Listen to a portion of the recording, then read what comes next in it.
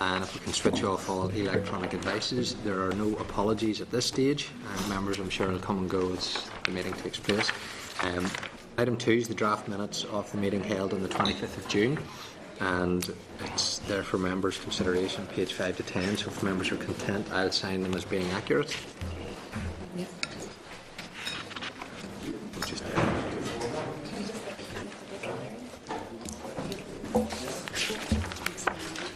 Matters arising. The Department has provided a copy of the summary report from the Prison Review Oversight Group following a meeting on the 5th of June, and it can be found in your tabled pack. If members can note that information unless some more is required, we will duly note it. Item 2 is a letter from the Minister regarding Duncan McCausland. The Minister has written advising that he has accepted Mr Duncan McCausland's request for a leave of absence from his role as an independent member of the Prison Review Oversight Group with immediate effect. The letter is at page 8 of your tabled pack. As the Oversight Group has now entered its final year, the Minister is of the view that the 3 remaining independent members will provide sufficient and robust scrutiny and that he will not be appointing a replacement.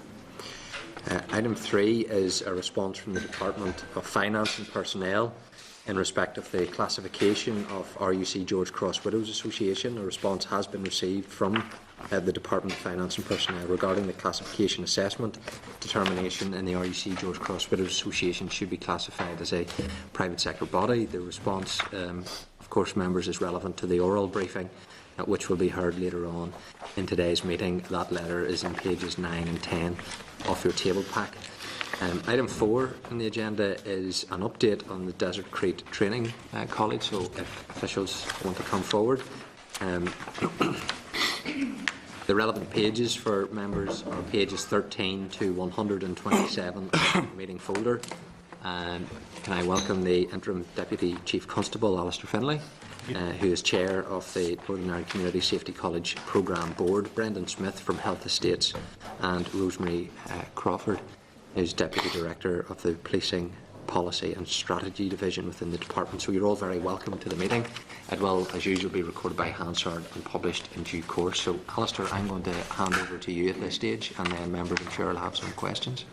Thank you very much. If I make some introductory remarks, I'll try and keep them fairly short so that you get the maximum opportunity of going where you would like the business to go.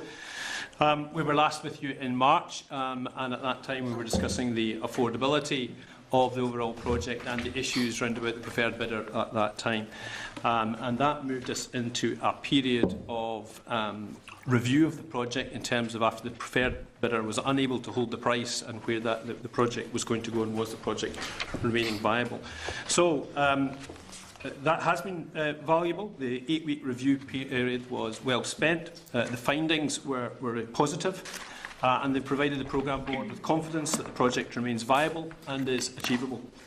The procurement process is live and ongoing, although the Programme Board, as it moves forward, will, as a matter of course, examine the most effective delivery strategy, depending on events and economics as we move forward, and the services remain committed to the project. The recently completed value engineering exercise has identified a potential savings of £22.5 million, which, if validated, and that's the period we are now going into now, getting some detailed scheme design process, which takes a further 8 weeks as part of the development of the project. And assuming the contract is awarded in June 2015, this would bring the project back within the tolerances of the approved business case. The proposed changes that come about that save the £22.5 million are primarily to the design of the buildings and would not in any way change the overall functionality. So the vision is providing world-class training in fit-for-purpose facilities. We've also done some work with the 5 pre-qualified bidders in the procurement process and ensured that there continues to be sufficient interest in the market to allow this programme to go forward, and it's still a live and effective procurement strategy. So we've commissioned a further piece of work that turns the value engineering, which was high level, looking at where we could make those savings, into detailed design proposals.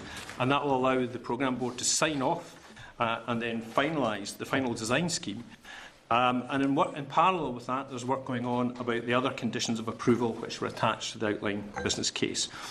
Now, once these steps have been completed, we need to re-engage with DFP and Treasury. If you recall, there is a sizable chunk of money earmarked from Treasury for this to confirm the affordability. And executive approval will be sought before incurring any further substantial spend on the project. The executive approval and executive approval and endorsement will be a key factor ensuring market confidence. I should say that in terms of where we are, in terms of the business case, we are at the upper end of the margins of keeping it within the 10% tolerance, which would allow us to deliver that. Construction inflation, which has been the enemy in defeating us so far, is a key issue. So if there are any delays in the approvals processes as they go through the departments and up to executive and such like that, if there's any significant delay, that will impact, due to construction inflation, on the affordability. So it's something we have to keep in mind with the department. And there is work to be done securing and ensuring we have secured the end-of-year flexibility and the funding package. So we have a number of steps still to go through before we get to the point, as we hope and anticipate, that we can go back to contractual sign in June of next year, on site of July, with a 30-month build to complete the programme of works.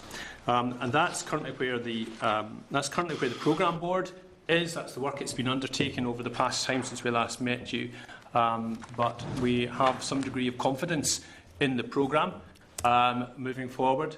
However, detailed design work to be done, and in particular the approvals to be sought through the departments and through the executive in relation to funding and final sign-off. I think I might stop at that, Chair, if I may, just to give opportunity for yourself and members to probe on the areas you want to consider in more detail. Okay, thank you. The 10% margin of tolerance, remind me again of what the business case initially was estimating the cost of the project would be. The programme board have reduced the cost to £168.8 million. Now, the business case of approval is £157.2 million.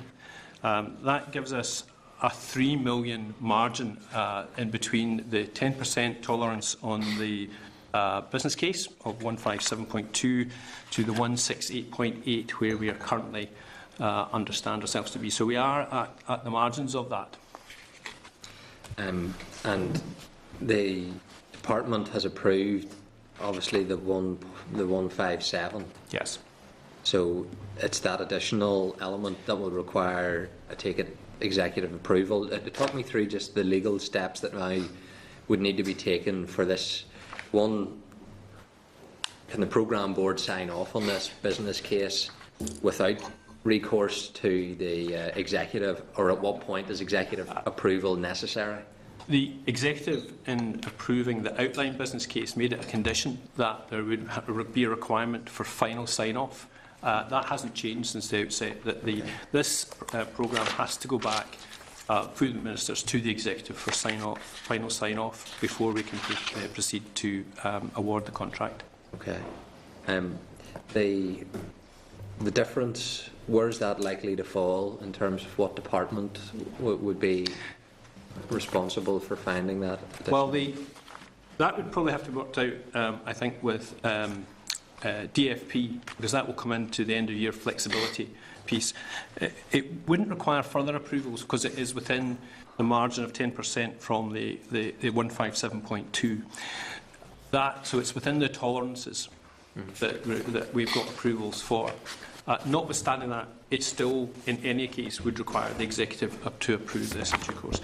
And they would have to, there is work that would be done through two departments with DFP to ensure the funding package, which is comprised of the Treasury piece of money, which has been set aside for some time. This stems back to Patton. And the end-of-year flexibility piece, which the departments are working with DFP to work on in terms of what's there as the approvals. Okay. In terms of the core functionality of the college, what's the programme board's view then of having identified another £22.5 million of it being able to achieve what it's set out to achieve? The work that's been done to take that cost out doesn't in any way change the functionality. The master plan of the buildings on the site remains the same. We have taken one building out, which was a building called the Hub Building. The Hub Building was a sort of centre point where the reception was going to be, and also where the other parts of the college would gravitate towards and people would circulate around. Its function as a separate building has been incorporated into one of the other buildings. There are a number of big items that have reduced the overall cost of this. The biggest being the initial design. And this is one of these things that if you hadn't actually seen the initial design compared to what we've got now, you probably, you wouldn't know the difference, because what is designed now is a modern, fit-for-purpose further education college. Previously, there was a design which included a particular type of roof and overarching canopies. Now, the buildings are designed because, although it's there's 3 services and more from coming in from Justice working on this, the principal 3 services, policing has a big chunk of this. So the buildings are designed to sort of policing standards and recognise the potential threat against them. So they're built with blast protection. The roofs were designed, and the overlapping canopies were designed to provide some of that blast protection and maximise light flow.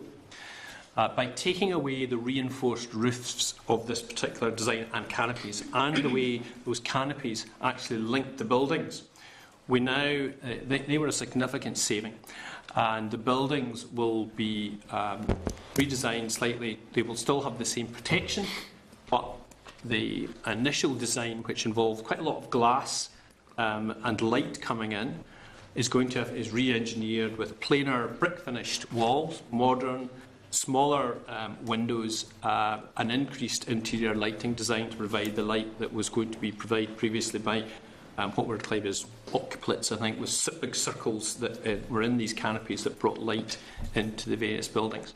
So taking away that design feature, but making it still functional and meeting the same market, has saved the bulk of the money that's in there. Plus, we have been able to look at the number of classrooms and work through again on the usage. So there's some classrooms have fallen off. We've been able to downscale those. And there's been a review of the accommodation block. And the review of the accommodation block has been able to take basically 75 centimetres, I think, or thereby, off each room, each individual study bedroom, reduced in width by 75 centimetres. When you extrapolate that across the number of bedrooms, there's a significant reduction in the overall size of the building you need for those. So all of those put together add up to the £22.5 million value engineering exercise to retain the functionality and retain all the training capability that was there in the originating design.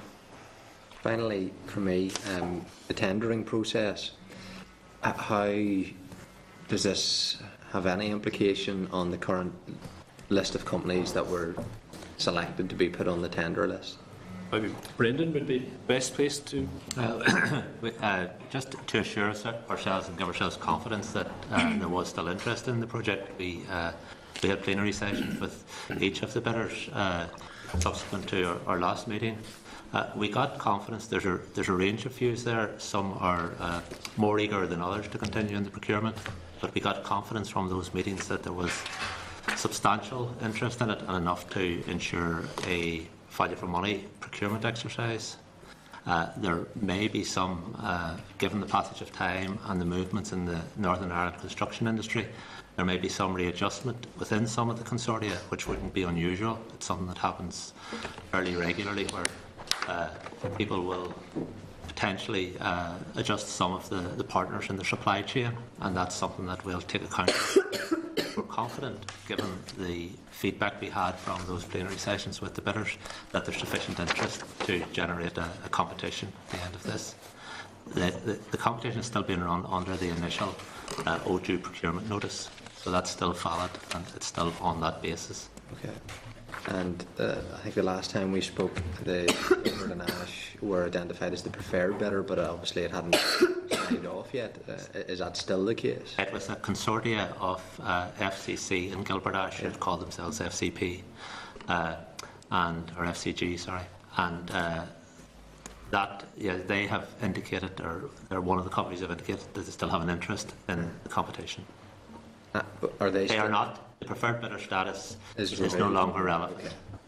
Okay, but they're still one of the, I think it was 5. There were five bidders selected. They're still one of the parties that have indicated that they're interested in. Okay, thank you. Mr McCartney? Thank you very much, Chair. Thank you very much for your presentation. And I just want to preface my remarks. I know it's a very complex piece of work that we're involved in, so I just want to make a few observations.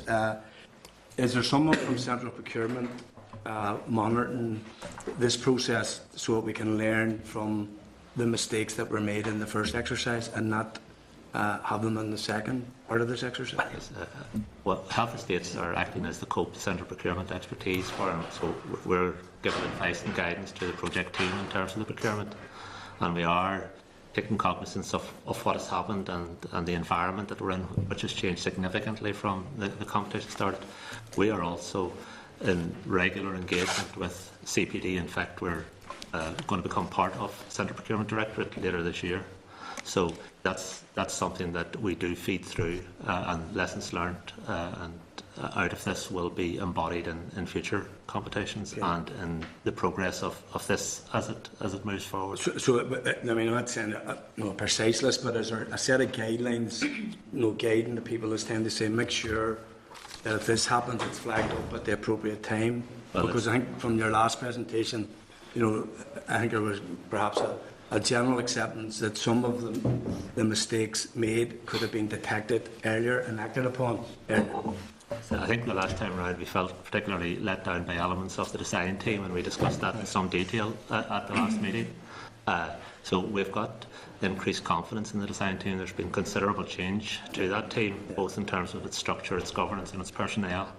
I think that's given us increased confidence that what's happening now is much more robust and something that the whole programme board have increased confidence in. But you have your own sort of, if you like, your own warning signals, so when you see them, you react. We have that, and we're looking at that on an ongoing basis. If I may, I think we have greater awareness. I think this was down to timing as opposed to individual the project, but greater awareness of the major construction market in Northern Ireland, the changes that have taken place over recent years of that, and an understanding of the market and where their principal markets are, which is actually predominantly in England, southeast of England, and that is where it's taking both the major contractor and their subcontractors.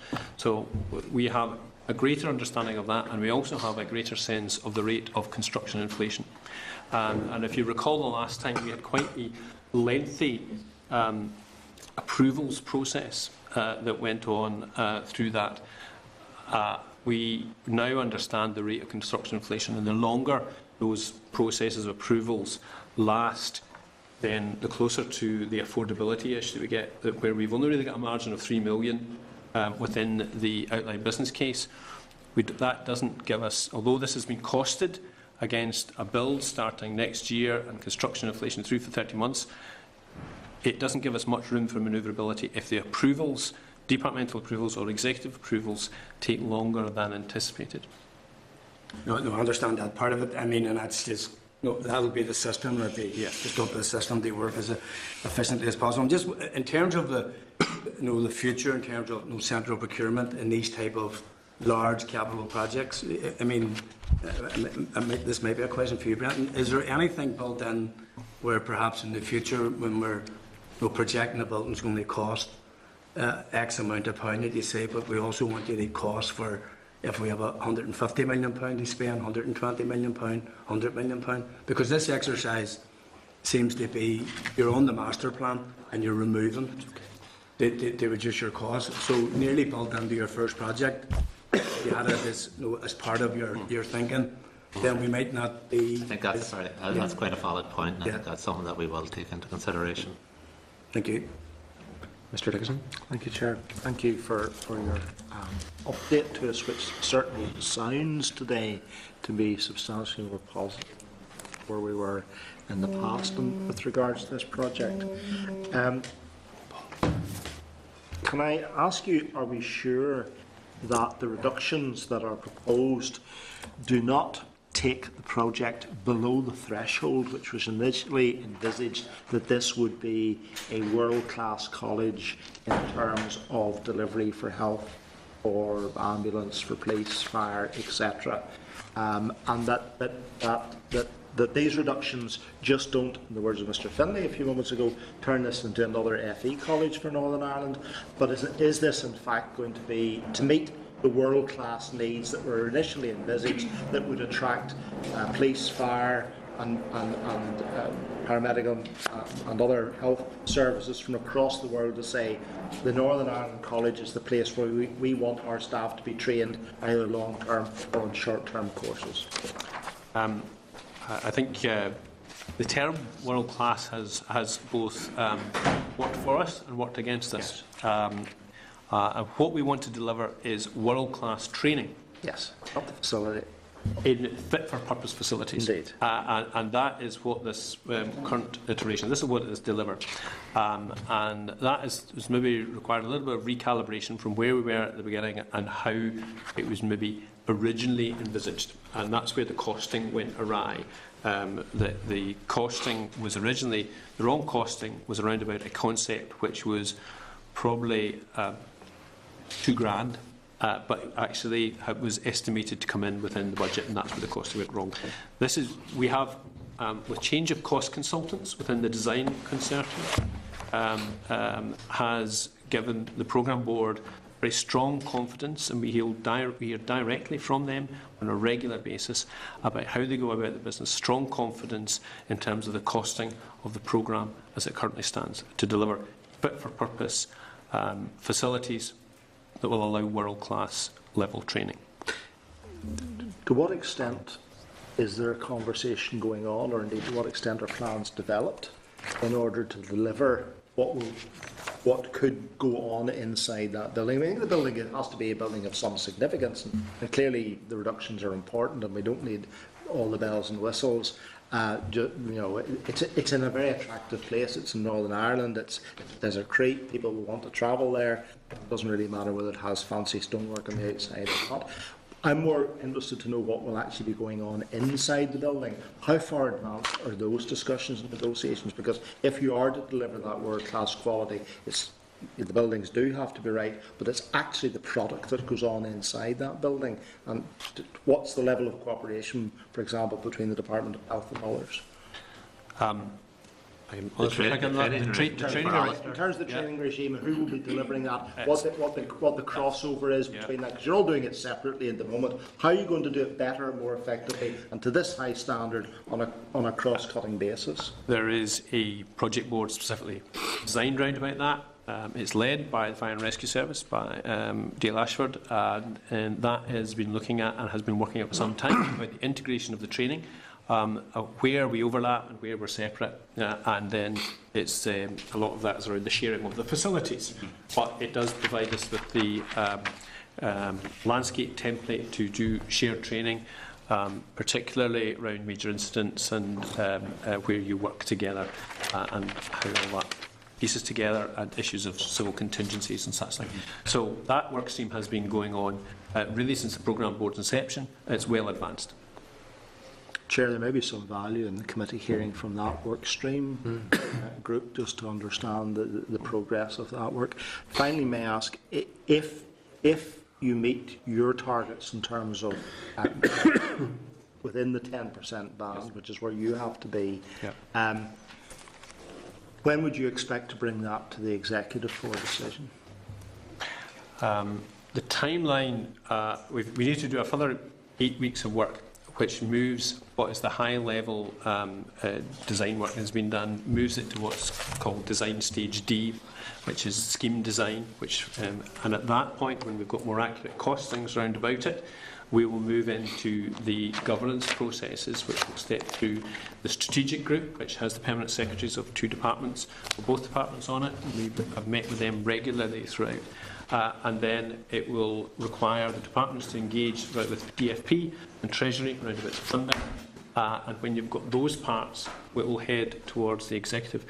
Rosemary would maybe... Yeah, no, I think that's exactly right. I think what we want to do is make sure that we have absolute clarity around the costs. And when we have that information, we'll be able to approach DFP to engage with Treasury to start or further those conversations around access to end-year flexibility. So we'll want to make sure before we take it to the executive that affordability has been tested and proven, and we'll take it to the executive at that stage. And just perhaps in terms of our current programme, our estimate of that time is towards the end of October of this year. But you're not going to be going to the executive with something that hasn't been robustly tested to the point where it can actually deliver. Very helpful. Thank you very much, Chair. Mr. Humphrey. Thanks very much, Chair. Thank you very much for your presentation. Can I ask you, what's the cost of this project so far? We've spent, just bear with me, we've spent £9.5 million, 7.6 on design fees, 685,000 on the programme fees, that's mostly strategic investment. Some design, 398,000 on business case fees, which is consultancy, and some enabling works and statutory fees. So £9.5 million to enable that, not including the purchase of the site, which is separate. Not including it? No. Well, what's the cost of that then? 2.8 million. So, given the point that Mr. Dixon has made, and I agree with him, that we seem to be in a better place. Well, it is a better place. It's not necessarily a good place. Can I ask you, in terms of the costs that we have at the moment, then, in terms of what's been spent on the site, about 30 million, what are the projected costs for the entire project? Of the design fees? No, everything. The total approved capital cost is 157.2 million. Mm-hmm. So, and what we've got is the upfront spend. The majority of that is on design fees, and that wouldn't be untypical of a project of this magnitude and scale. It needs all the design first before you actually contract to do the building. What was the initial cost? That I think depends on how far back you actually go. I mean, 2011. The construction budget was £97.5 million. 2012, when we issued the tenders, there was a works cost limit of 103. The tenders were received at 133, was the lowest, I think, tender. And then there was the addendum to the business case brought it to 114 in round figures in terms of the costs. Those are for the build, as opposed to the 157, which includes fit-out, ICT, and some other different parts of the programme. So it has risen, and it continues to rise. This is one of our key issues around about the impact of construction inflation and where that's running at the moment, which is, I think, 11% is the figure that has been factored in, which is significantly higher than the underlying rate of inflation, but reflects the market. So the longer this takes, the more and more it costs the Northern Ireland taxpayer? The longer it takes, well, if it takes any longer than we've currently envisaged, it will be out with the outline business case. If it's outlined... And if it's out with the business case, what happens? If it's outlined with the outline business case, we wouldn't have the authority to go ahead and deliver that. The business case would have to be revisited. You would need an addendum to the business case. We've had previous addendums to the business case, and that would require both departments and DFP, and indeed, I think, given the interest in the project and the facts in the programme for government, I think it would require executive approval. Have we a potential risk of that happening? Yes. What time scale are we talking about? Well, the timescales that we have programmed this in terms of getting a close of the contract in June of next year, on site in July, and then a 30-month build. So that's been projected out against the underlying construction inflation 11%, so that envisages it being able to deliver within that. If we get delays, and I say particularly delays in approval, because I only say that because the other delays are probably more in the control of the programme board in terms of the programme work and also the procurement phases. The issues of approvals rests with government, rests with the departments, rests with the executive.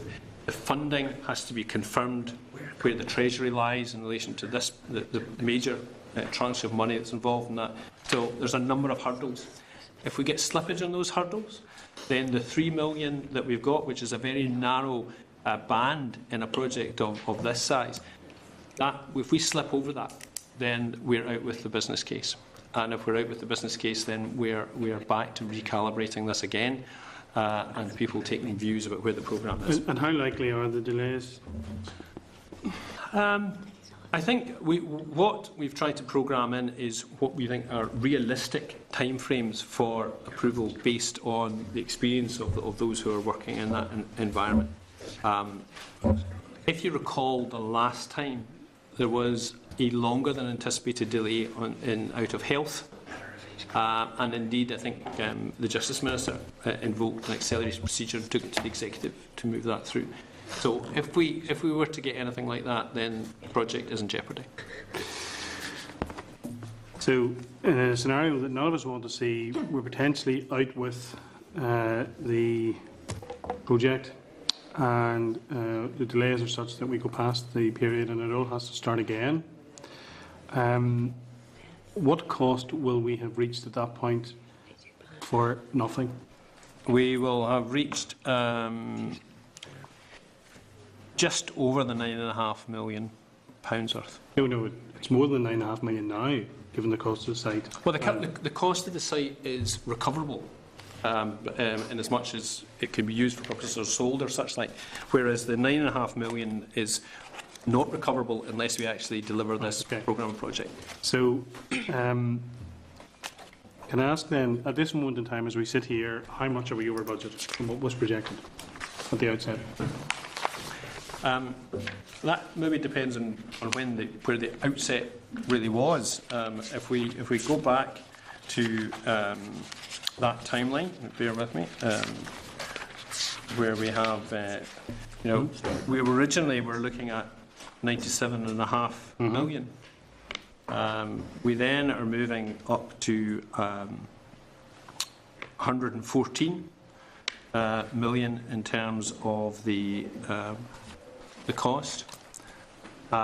We've had to take 25 million out, of which we've got 22.5. So we've got 2.5 additional onto that to find. And that 114 million is for the build? It's for the build. And how much then to kit it out? That's all within the 168 of the. So the total is the total 168 then? Yeah, it's 168.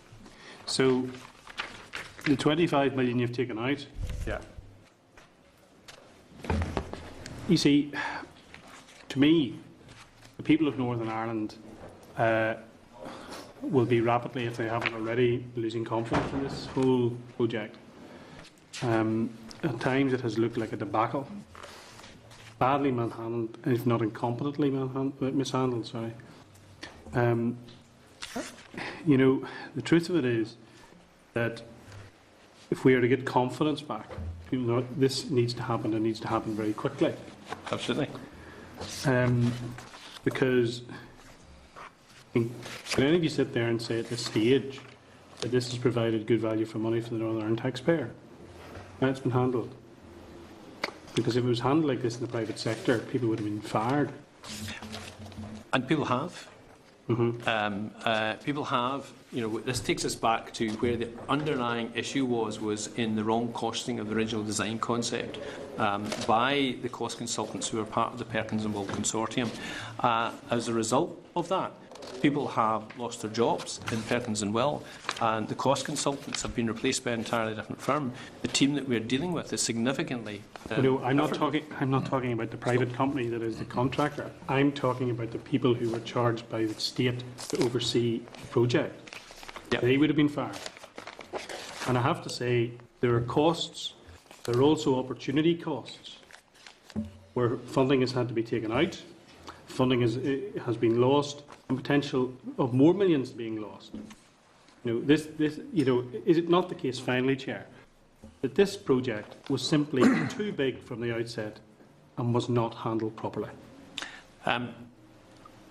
I don't think it was, in my view, and I'm sure that will be subject of some scrutiny in due course. And there are issues about where this went wrong in terms of the design and costing of the design. And we had quite a long debate last time round about the continuation of Perkins and Will and the legal advice, which we have reaffirmed and got some about continuing with them. We have obligations to both our contract with them, with Perkins and Will, but also in managing public money, we have the obligation to reduce losses. And those losses are best reduced by maintaining with Perkins and Will and seeking to deliver this project. Because, as you pointed out, unless we do this, and the programme board is seized of this, unless we do this, then yes, the £9.5 million we don't have an awful lot to show for that. But if we deliver, You have nothing to show for it. if we don't deliver, we have nothing to show for that. But if we do deliver, it is part of the costs that were envisaged as part of the original business case. And there will also be some recovery of costs through litigation with Perkins and Will. That happens at the end of the process. But you came in partway through. Yeah. In your judgment, Yeah. was the project far too big at the outset? No, I don't think the project was too big. I don't think the project was too big. I think, I'm sure, as we anticipate, the Northern Ireland Audit Office will want to look over this project of this size. The Public Accounts Committee will probably want to look at it, and I'm sure as they look back over that, they will identify points where things were maybe not as good as they could be, because in all projects that is found with hindsight looking forward. Where we are now, and I can only really speak from where I am now when I came into this, we have a viable project. My concern is on the margins of the outline business case. We can deliver value for money for this £9.5 million by demonstrating building a good quality, fit for purpose training college that can deliver world-class training in the right setting by ploughing ahead as we are committed to the project and doing it within the timescales. Well, Mr. Finlay, despite my line of questioning, I very much hope that you can do that, because it's in the interest of the taxpayer, but it's also in the interest of the organisations that are represented here, and including the Fire Service. Thank you. Appreciate that. Mr. McCorley? Gura Maya Carly, and thanks for the presentation. Can I just ask, what would you say has been the biggest lesson learned out of all of this? The biggest lesson learned?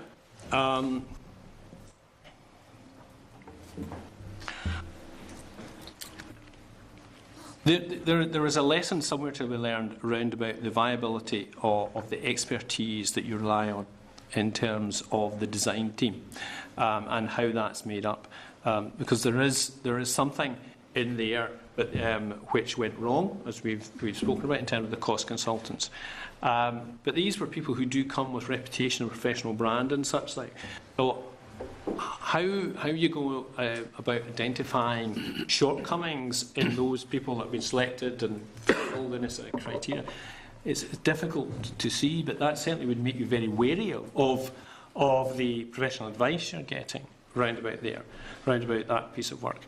The other lesson learned, and I don't know if it's peculiar to this, but it may be just peculiar to the time, is the impact of construction inflation and how construction inflation has risen during that period of time and changes to the market.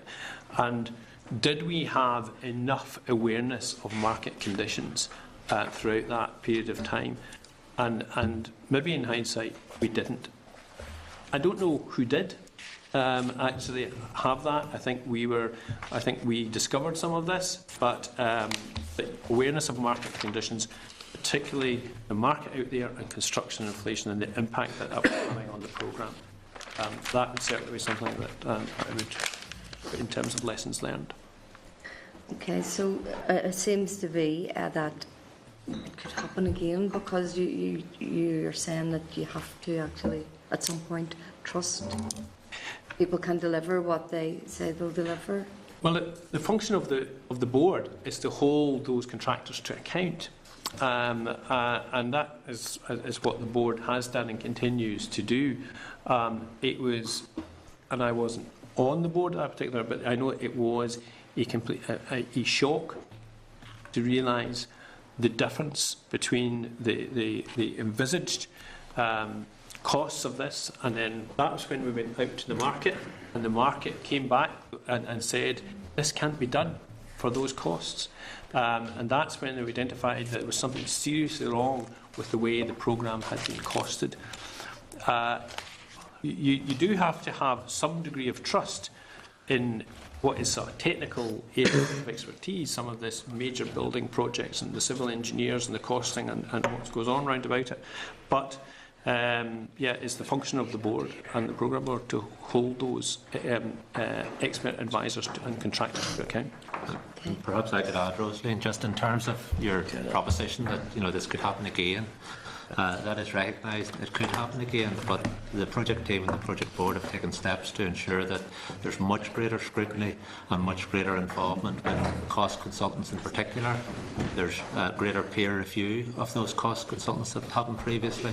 The cost consultant would be in regular contact with the project team and has given comparators against a wide spectrum of buildings currently being tendered and currently being won, so that there is much greater scrutiny and much greater confidence around that costing element, around the estimates of the cost. So whilst the process fundamentally is following the same broad structures, much greater scrutiny and contact by the project team and the programme board with those consultants.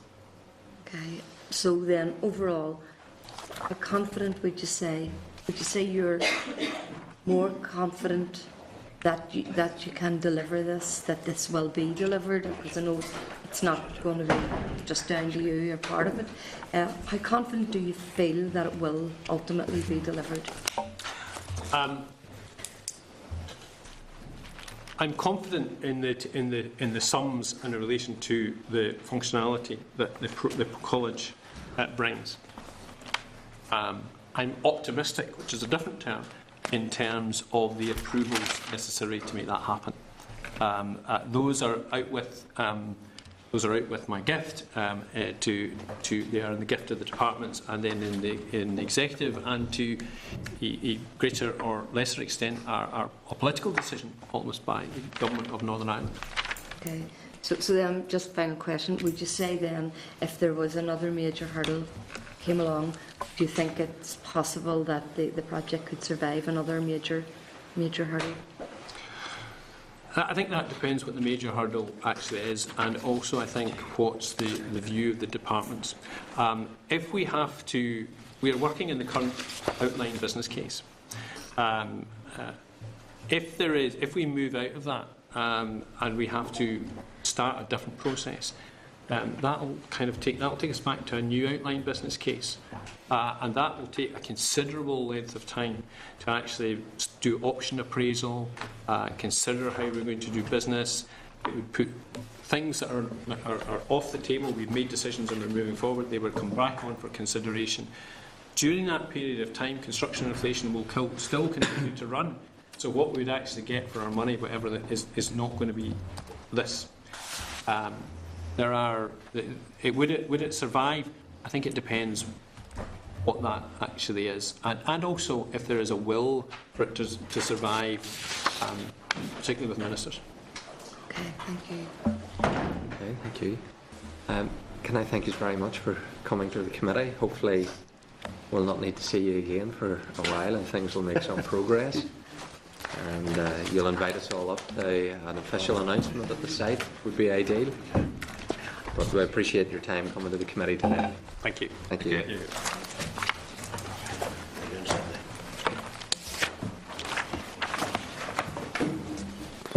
Okay, members, the next item is a briefing from the RUC George Cross Widows Association, so if they want to come forward, please. The relevant papers for members are in pages 129 to 146 of the meeting folder. And then obviously there's the tabled letter from DFP, which was in your tabled pack, page 9.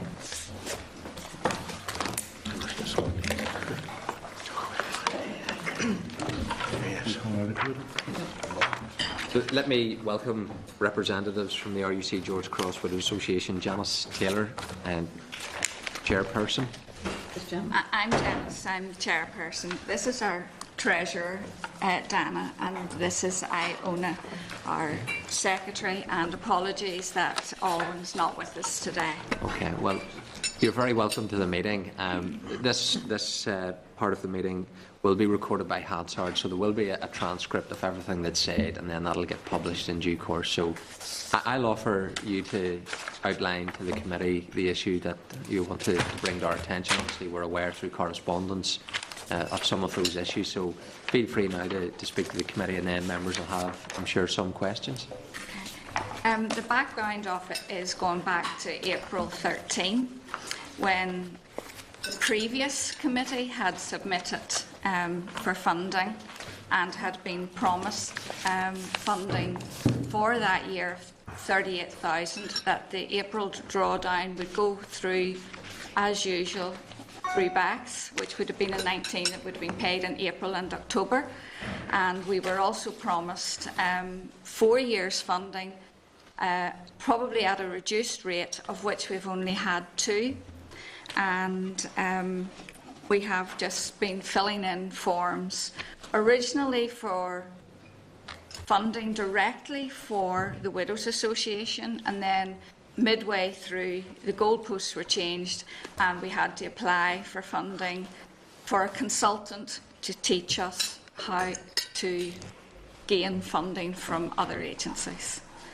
Dana will be the best person to speak to you through this, because she I was the treasurer on the last year of Phyllis Crothers' chairship, and we had a meeting on the 22nd of April with the DOJ, and in the minutes of this it says under finance, the stewardship statement was received. It was agreed to use the same format as last year for the end of year accounts, and the April drawdown would go ahead as usual using BACS. We were also informed at that meeting that our status was under review, and it says that the following consideration, the committee has determined its classification as being in the private sector. This may have an impact on how our grant was assessed and awarded. An application for grant aid may have to be made which adheres to departmental objectives and criteria, and we will be kept informed about the detail. We had a further meeting in May. We were summoned to a meeting, and the gentleman who headed that meeting was a guy called Tim Logan, who told us that under the new classification we were no longer entitled to any funding for the organisation. We said that initially changed from the NIO to the DOJ in that 4-year period we had been promised, and this would appear to be where the difficulties had arisen. Had justice never been devolved to Stormont, we wouldn't be sitting here today, and that's more or less stands. He also said that we said that this had been part of Patton, and his reply to me was, well, under Patton anything can be changed. My thoughts to that are, well, should the PSNI be very careful about themselves if anything under Patton? It was a recommendation too. So we have gone through this process. I have no minutes of the meetings we went through with the DOJ subsequently, because they've never been provided to us. However, as Janice has alluded, we have filled in forms. Initially, we were to fill them in as widows, looking for funding directly for the organisation. Then it was changed that we had to get this consultant in, and we were allocated up to £10,000 to do that.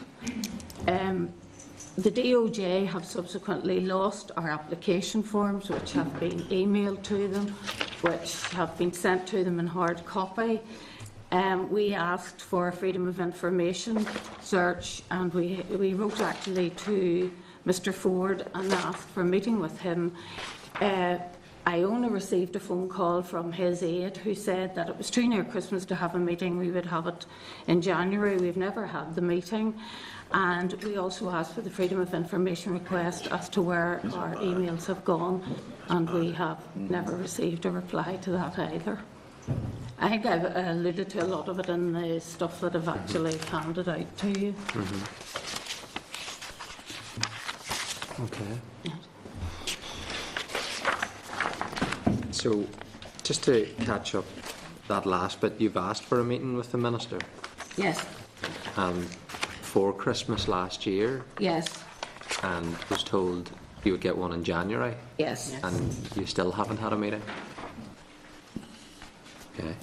And in terms of the applications that you're telling me have been lost, was that the application for the consultant Yes, as opposed to... including quotes So from... it's, initially what you've been told is there's money there, I think it's £10,000, to employ a consultant who can then help the organisation then put in an application for core funding. Yes. Yes. Okay.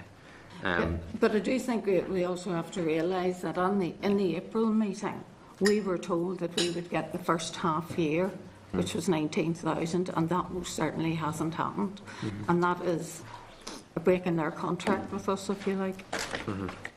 I mean, they have been very helpful, and they did say that they would try to, I mean, it's not a personal vendetta or anything, don't want to get personal about it. I mean, they said, we will do our best to help you fill in the form, however we can't fill it in for you, and use words like, this is a shock, it's been unexpected, and to give us some funding for the interim year. But the interim year wouldn't have happened if, this would be our interim year if we'd got the funding, which it said it was going to come through last April, and... So where has this left the association? What has been the real implications for this? Well, the implications, we have managed to sort of get along this year, but everything will be the NIO. One of the ways that we could fairly treat all our widows was to give them a contribution, a small gift at Christmas financially. We can no longer afford to do that. The DOJ do not approve of that. Again, that's the difference in the NIO and the DOJ. But we do run things which now were always events that were sponsored by us to a certain degree. Now we can't afford to do that, and people are having to pay up the full amount, including our annual dinner, etc. And it's things like the National Police Memorial Day. I mean, it's being held in Belfast this year, and that's fine. However, when it's in England, Scotland or Wales, it makes it difficult to send representatives, and we should be represented. It is National Police Memorial Day, and also things like the Field of Remembrance in November. Now, we don't go to the Albert Hall, right? This is the Field of Remembrance on a Thursday, and Westminster Abbey and Westminster Cathedral where wreaths are laid. These acts of remembrance are extremely important to the association and its members, who are an ageing population, and having listened to the monies that's being talked about in the previous thing, it makes ours look like nothing, but it's very, very important because it allows us to go out. There are obviously less able-bodied people, and it allows you to be able to go out and keep in touch with them, run something down at a coffee morning or something down at their neck of the woods that they can't travel to, whereas they can get a local taxi to whatever. And I mean, the only thing that we would take out of funding at the minute is mileage. It's really, our association is for friendship and support, but it does cost money to do some of these things. How much would you have got annually? £38,000 and a drawdown in April and a drawdown in October. And how many members have you within the association? 480. One just died this morning, 481. Okay, 481. And I mean, you've got to remember as well, we as office bearers, we're volunteers. We're just trying to keep, because for years we lived in a very close community because of where we are. And yes, things have moved on, but a lot of those ladies, because of their age and things, still like to keep together, to keep meeting. And certainly I know, I mean, I'm 24 years widowed, and the association was a lifeline for me. So therefore, it has to keep going. But as Janice says, these things do cost money nowadays, unfortunately. I've listened to the Minister talk about it, and when he's done some interviews, and he seems to be indicating all that needs to happen is an application needs to be made, and I detect that there is a willingness to fund, but he seems to be of a view this is more a technical issue about getting an application form in. That's why I just want to bottom out when you said that application forms had been emailed and hard copies and they have been lost. So, as an association, you were prepared to put in an application and engage a consultant? Yes. But The word done. It's now got to the point where some of the members are saying, is it worth doing? I don't think I'm too bad, like There's an element of frustration. And can I say as well, we did not go to the press. The press came to us. I know. Because I got the phone call. Okay. We would actually be very interested to know how this was made public. It was obviously leaked to the press, and I got the phone call looking for Dana, who actually was away at the time. I got the phone call to be called all sorts of things because I wouldn't disclose any information. I was told I was obstructive, I was that, but that's fine. And I got a phone call again from a member of the press to say that the RUCGC Widows Association was being accused of refusing to fill in, and I said I would be very uncomfortable speaking to the press. Not too wonderful about being here today, even though I'm glad we've got the opportunity. However, I couldn't let it pass that we were being accused of doing something when we had done our utmost to fill it in, and had presented it in 2 different forms. And again, I would reiterate what Iona was saying. You know, we're one of the members of the police family. We are totally done by volunteers, and Iona works full-time, I work part-time, and that sort of would be roughly the way the whole association is done, except for the very elderly members. We're not really geared up. I mean, I don't even have a computer at home. We're not really geared up to be fighting bureaucracy like this here. You know, we are a voluntary organisation for our members and just trying to do the best. However, regardless of filling in the form, we have it in writing that last year our April drawdown should come. So where has it gone?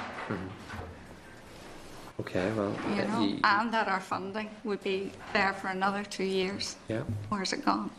Well, in terms of how the press may have got to know, I don't know exactly. I know one of my own party MLAs, Gordon Dunn, asked this committee to look into it, and it was openly talked about at meetings.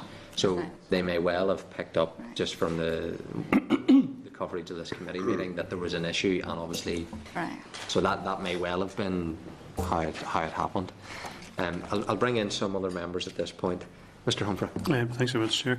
And thank you very much for being here. I appreciate it is difficult for you, as you've just said, and although you are very welcome here. Can I just start by asking an obvious question? You are the widows representing the RUC officers who were murdered during the terrorist campaign, yes? Yes.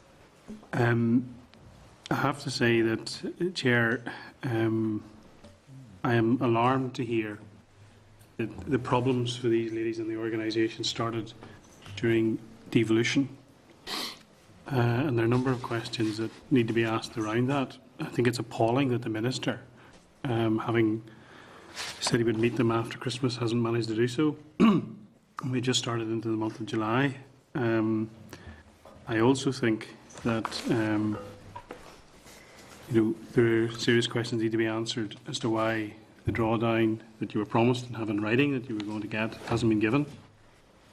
And I think that's something which we need to take up as it was a committee as well. I know Gordon Dunn raised it in the House yesterday, this whole issue again. Can I just say that you were promised 4 years funding at £38,000 at a reduced rate. that was by the Northern Ireland office at that time, was it? Yes. Okay.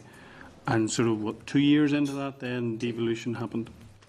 I think that given what these ladies have been through in their lives and their families, and other organisations out there that I regard as hugely questionable getting money from government, this is an absolute scandal.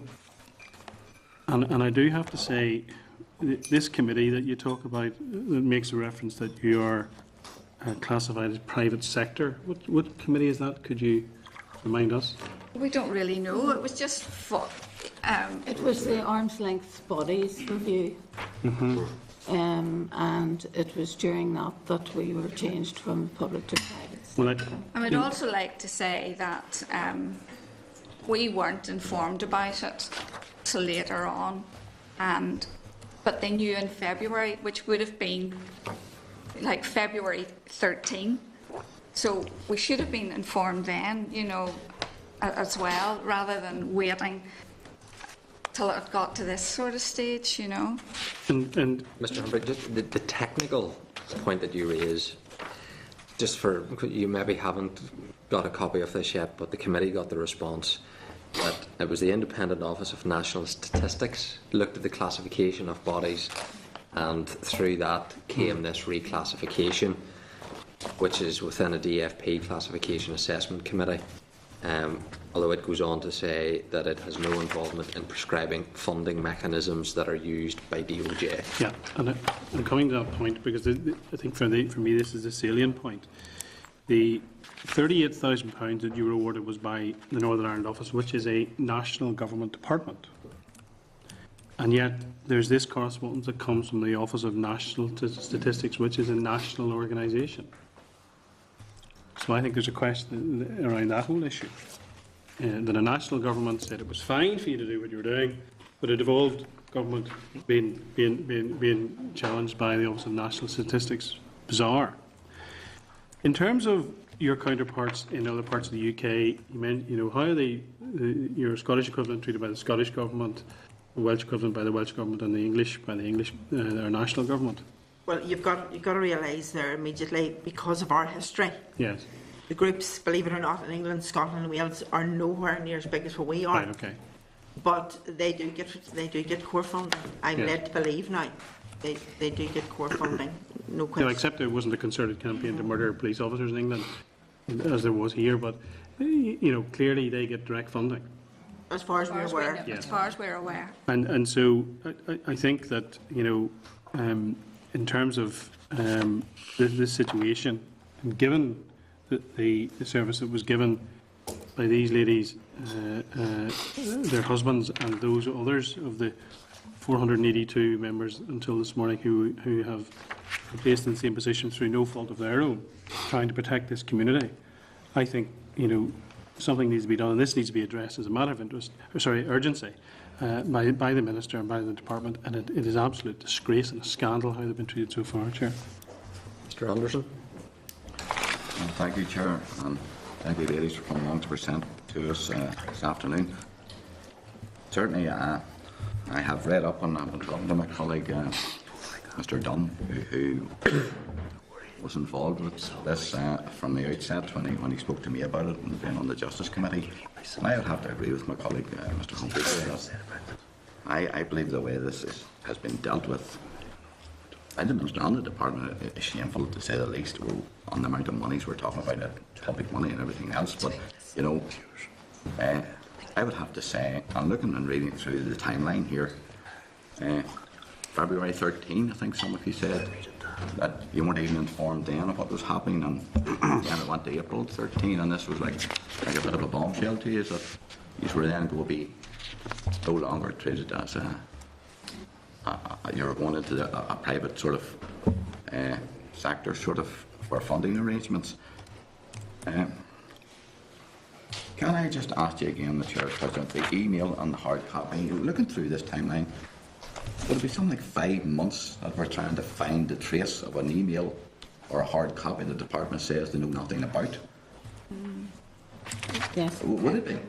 Or am I wrong in picking this up? The new application was completed, and On the Comment 9th to of original- January, it was... On the original application, your original email. But then the goalpost The changed. goalpost changed, so Right, it's the okay. latter ones we're looking Right, at. The 13th of February 2014, and the quotations were sent with it. And on the 13th of March, which was whenever I actually raised this with some MLAs, was nothing had been heard. Subsequently, the DOJ have informed us that they have never received it, and I have emails from... So who did you send that to? Who? It went to Eamon, did it? Eamon Sorry? Jones. And he's saying he never got it? Uh-huh. Who did the hard copy then go to? It went to him as well. He said he never got it. I think there has to be questions asked in this particular case, because it's very unusual to find emails, maybe emails go on with hard copies. Everything's just one messing here. But you were then asked about filling in forms, and you said you give all the details.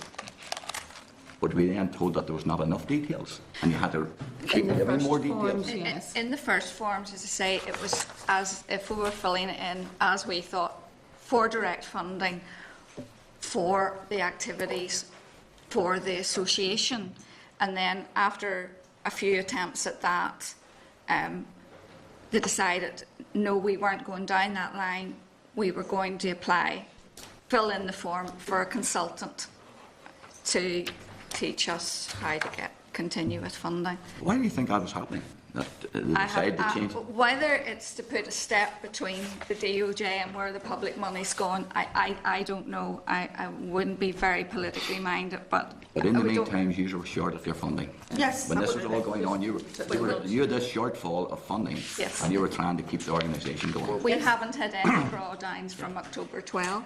And did you explain that to the departmental officials how Yes. critical this was for you to get? Yes. And what was the response? Well, at the start, they were using terms like put in your application that this has come as a shock to you, that we need some form of funding for this interim year. So, as I say, it was being worded that this was going to be the last year of our money, but we needed something.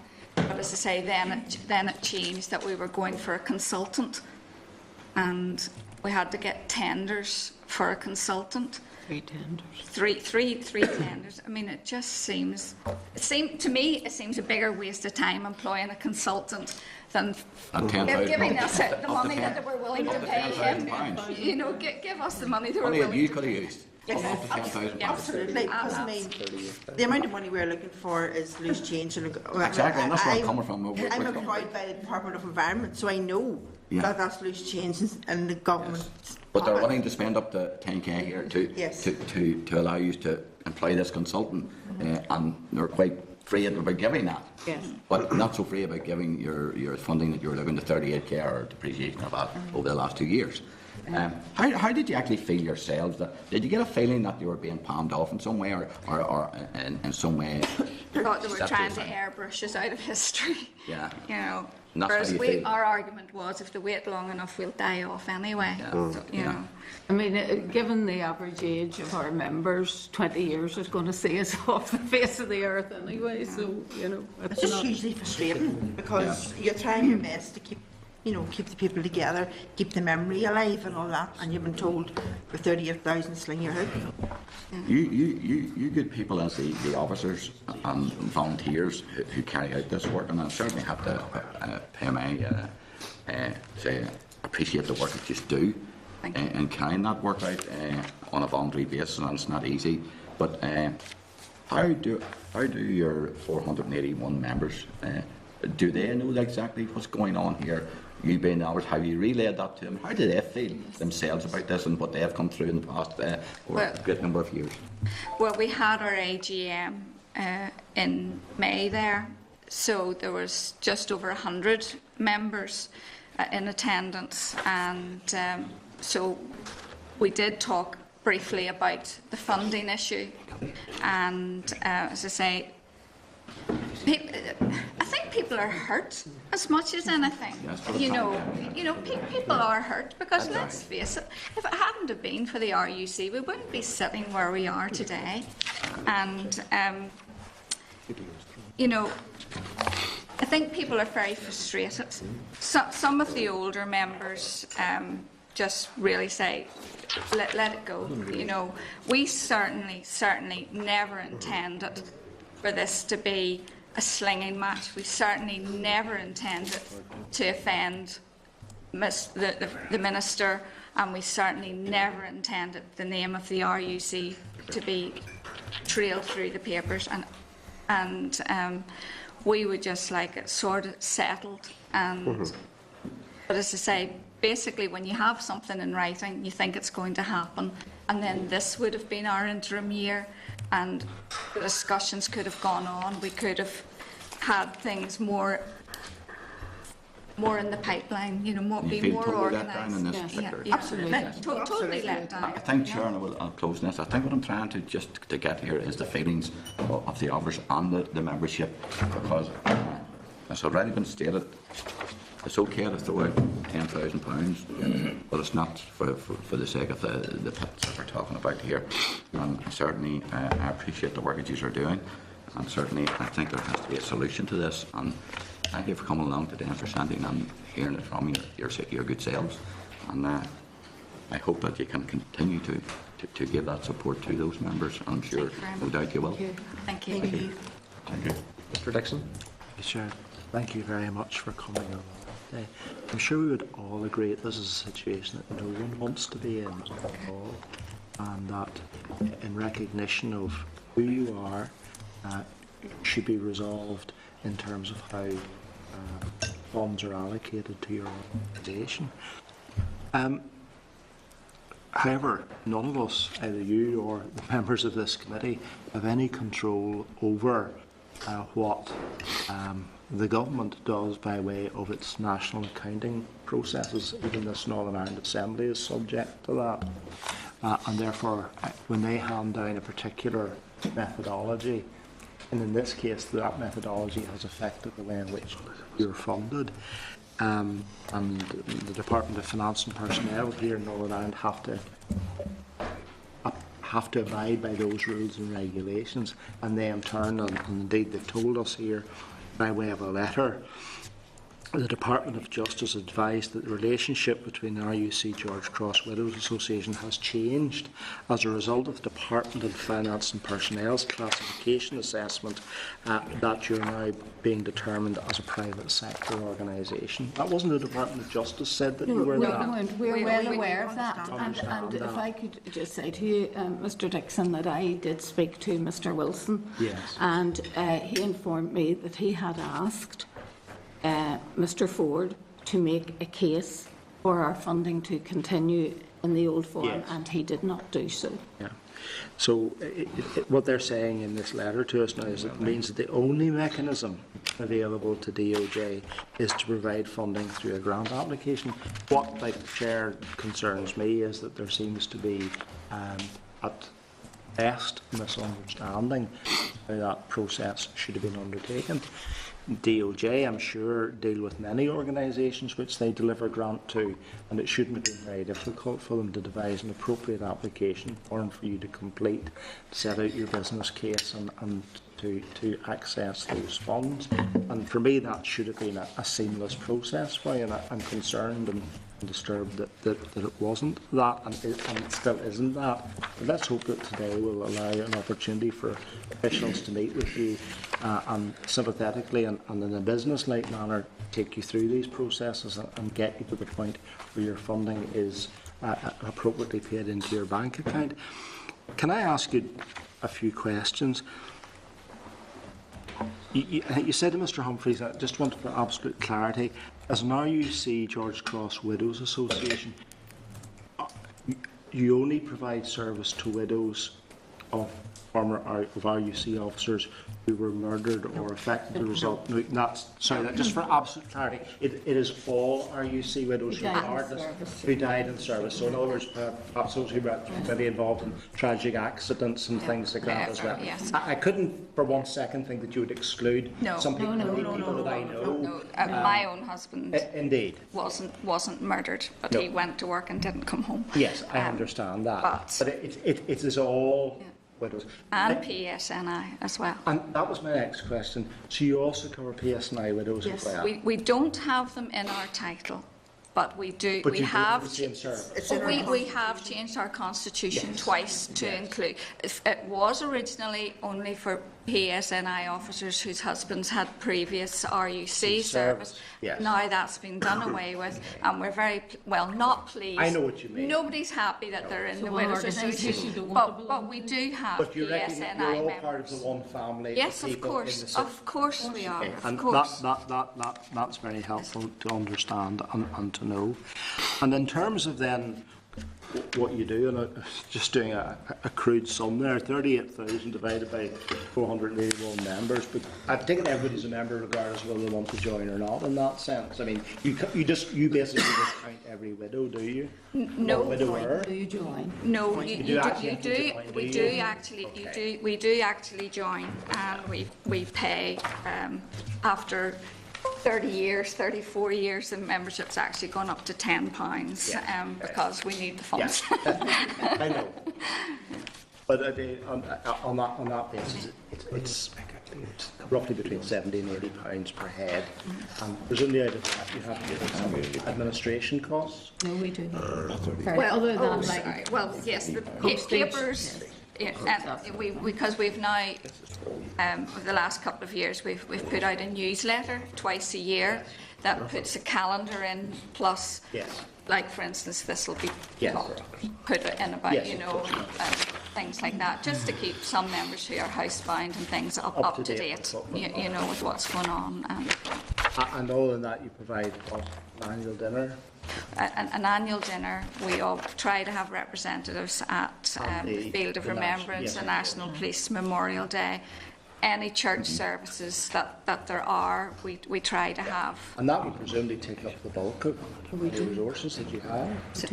Well, we do have three main functions in the year. We would have a tea dance, for the want of a better word, in Gough Barracks in October, and then we would have an annual dinner in February, and then we try to do another function, say March time, and for years we did a barn dance, but people are getting older, so this year we had afternoon tea at Dobbies, to which Dobbies, it was the biggest afternoon tea Dobbies in the United Kingdom has ever held. And they had some of their managers over from England at that time were thrilled. You pay towards some of the costs? Yes, we do, yeah. Yes, we do.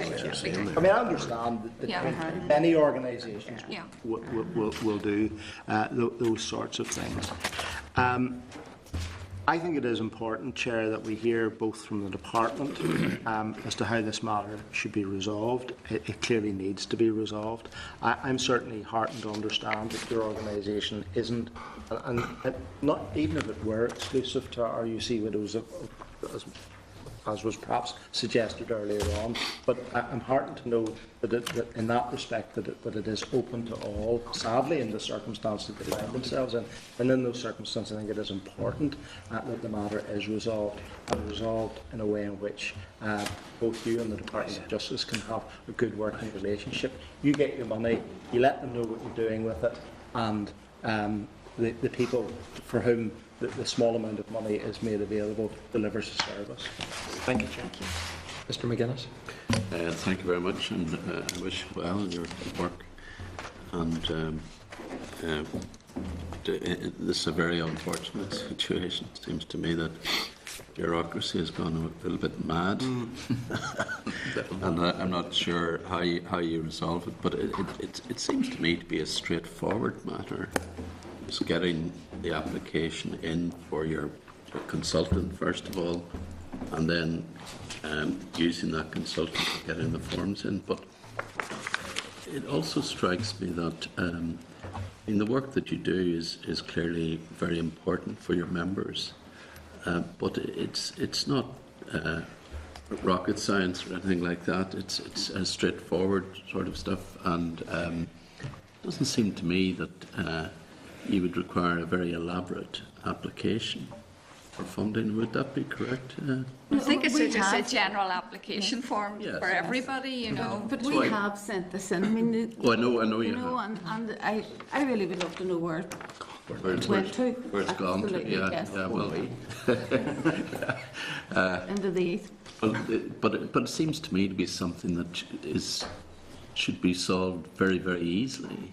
It shouldn't be this big deal over it, you know, and it is unfortunate that you have to come to committee to highlight it. I just wish you well, but it seems extraordinary in the circumstances. The only thing I would say in defence of the Department of Justice is that the change in classification was imposed upon them. It wasn't something that they actually invented, as it were. But I wish you well. I hope it'll be resolved very quickly. Thank you. Thank you. Mr. Elliott. Thank you very much, Chair. Thank you, and you're very welcome here. Just one question is around the relationship, obviously, with officials in the past. It appears that communications and relationships have broken down somewhat because of the loss of information. But prior to this, there was never any problems with staff before in the department, either at the NAO or... Well, I suppose, to be honest, Iona would be the only one who would have dealt with them. I was actually chairperson of the association when we were awarded the funding under Patton. And I would have to say with the NIO, there was never any difficulty. You met with them once or twice a year. You produced your accounts. The money came through.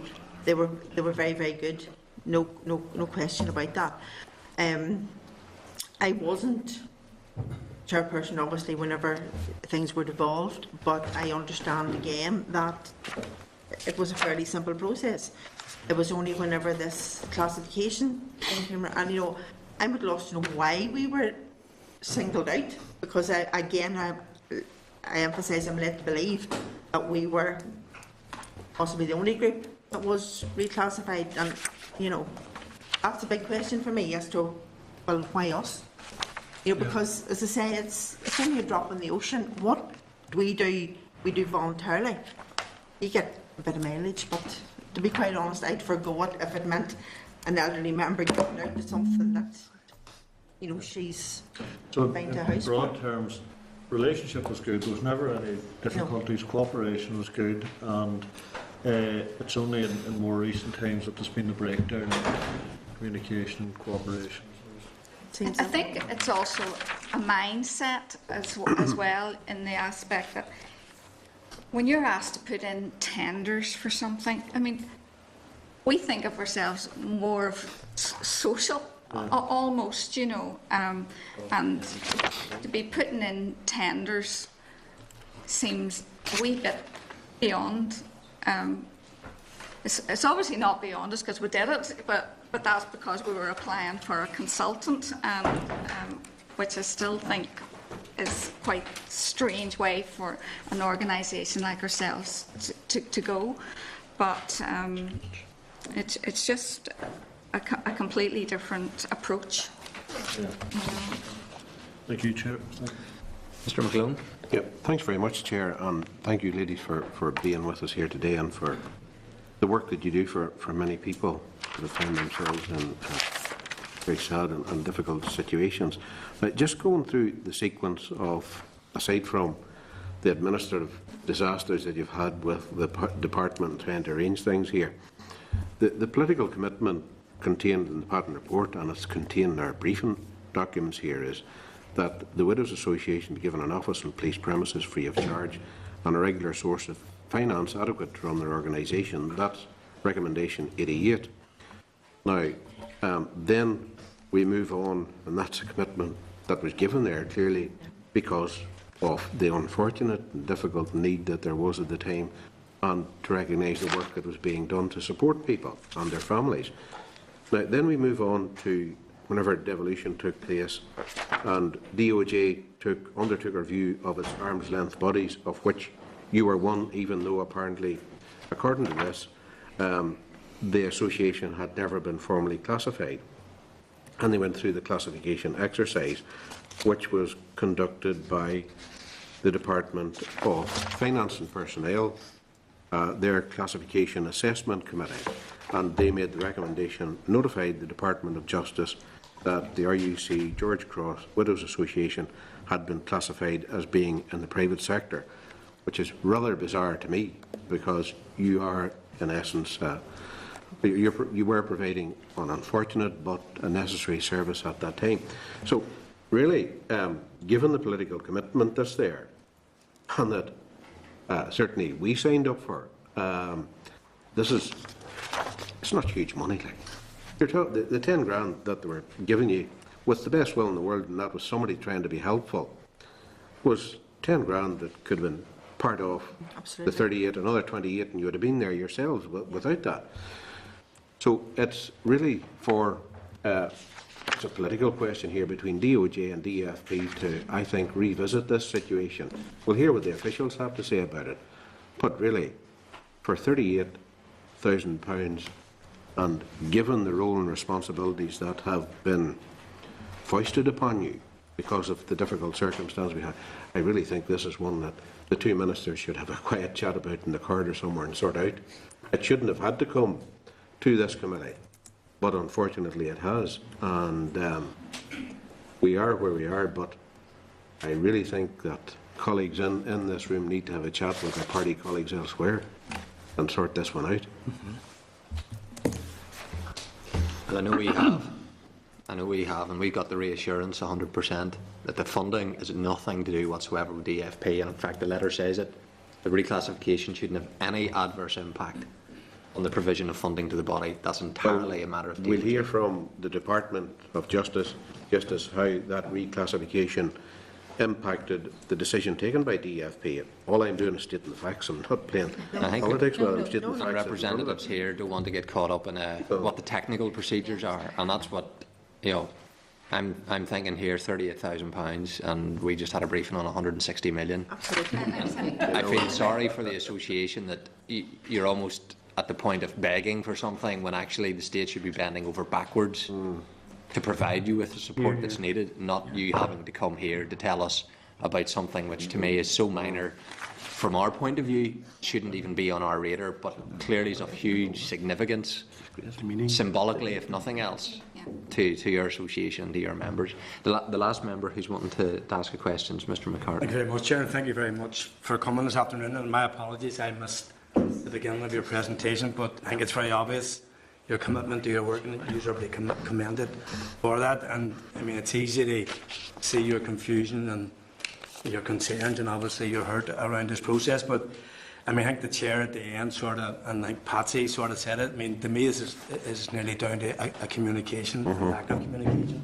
So I think you've raised enough questions when the officials come here that we should be able to ask the appropriate questions. But it seems to me, I don't want to say a technical matter because that might sort of sound insensitive, but it's certainly moving from a process where there was no application to one where there is an application, and we'll see what the answers to that is. So thank you very much. Thank you.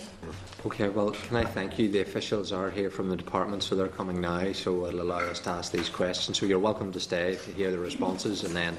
Thank you very much. Thank you very much. Thank you. Officials.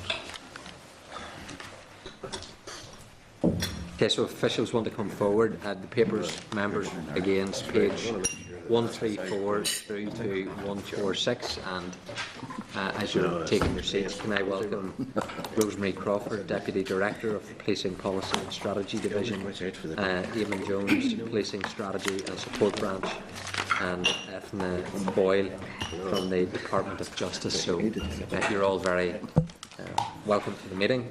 Obviously you've had an opportunity to hear what has just gone before, and again this will be recorded by Hansard. So Rosemary, I'm going to hand over to you at this stage. Okay, thank you, Chairman. I very much welcome the opportunity to present to the committee the Department's position in relation to the funding of the RUC George Cross Widows Association. I think at the outset I would like to say and to make clear that the Department and the Justice Minister remain fully committed to the support and fair treatment of victims and police widows in particular. The Minister has affirmed his position on this on a number of occasions, and it's evidenced through, for example, the financial support provided by the Department to the Northern Ireland Police Fund, which provides support to police families suffering as a result of terrorist attacks. The fund supports eligible police widows by providing financial assistance to those in need and to enhance their quality of life. Over the last 4 years, widows have received payments and services from the fund to a monetary value of just over £1.6 million. This funding will continue to be provided by the Department via the Police Fund. The new designation of the RUC George Cross Widows Association will have no impact whatsoever on this funding. Turning specifically to the association, I understand members will have had sight of the Department's 25 June written paper setting out the current position in relation to the funding arrangements. It may be helpful if I summarise how we got to this position and what it means in practical terms for the association. I and colleagues will then be happy to answer any questions the committee may have. The association was established in 1980 by the then Chief Constable Sir John Herman to promote the social well-being, friendship, health and leisure of police widows and to strengthen and extend facilities for their children. In 1999, in line with recommendations 87 and 88 of the Patten Report, the association was directly funded by government. Prior to the devolution of Policing and Justice, the association received funding from the Northern Ireland Office. This relationship with the association was one of the many functions which transferred to the Department of Justice. Following devolution, and in order to fulfil our governance responsibilities in line with guidance from the Department of Finance and Personnel, the Department of Justice undertook a review of all arm's-length bodies and identified a number, including the Widows Association, which had never been formally classified. All government departments have a responsibility to ensure that the bodies they help to establish or have an ongoing relationship with are correctly classified and accounted for, and that appropriate oversight and governance arrangements are in place and followed. This is vital, and increasingly so in the current financial climate, in order to safeguard the public purse and ensure value for money and the proper accounting for all spend. In terms of the classification exercise, in order to determine the status of the Widows Association, the Department submitted the requisite classification questionnaire to the Department of Finance and Personnel. Such decisions are the responsibility of the Office of National Statistics, in line with Treasury guidance, but for Northern Ireland bodies this may be delegated to DFP. The classification questionnaire requires details around the nature of the organisation and its relationship with government. The key questions include: does government have legislative and regulatory power to determine corporate policy? Does the Department appoint the directors or have the right to be consulted on appointments? Does the sponsor department control or approve directors' pay? Do the conditions attached to the grant funding agreement give control to the sponsor department? In the case of the Widows Association, the answer to each of those questions is no. On the 9th of April 2013, the Department was notified of the DFP Classification Assessment Committee's decision, which determined the association as being in the private sector. As a direct result of this decision, the association was no longer considered a public body and therefore not a function of government. As a consequence of that, the Department could no longer provide automatic funding to the association. The appropriate mechanism available to the Department is now via the grant application process. This decision was communicated to the association on the 22nd of April 2013. Annex A to the written paper submitted to the committee on the 25th of June sets out the timeline of events since the classification decision was taken. This demonstrates the efforts the Department has gone to in order to support the association to adjust to the new relationship with the Department. Officials convened 5 meetings with representatives of the association between the 22nd of April 2013 and the 9th of January 2014. At each of these meetings, officials offered advice and guidance on the grant application process and offered to support the association to submit an appropriate application. At the meeting on the 22nd of May 2013, officials suggested the association may wish to seek some consultancy support to help them manage the transition to a private sector body. Officials indicated that, should the association wish to go down that route, the Department would help them to make the necessary contacts. No request for such support was received. In making a grant application, all bodies need to focus on providing information about what the funding would be used for, the outcomes to be achieved, how these outcomes align with the aims and objectives of the Department from which the funding is being sought, and demonstrate value for money for the public purse. After numerous attempts, a grant application was received on the 14th of November 2013, but it did not provide sufficient information to enable the Department to make an assessment. The Department convened 3 meetings with the Association between December 2013 and early January 2014 to seek to resolve this issue. Several attempts have been made by officials to obtain a complete and properly costed grant application.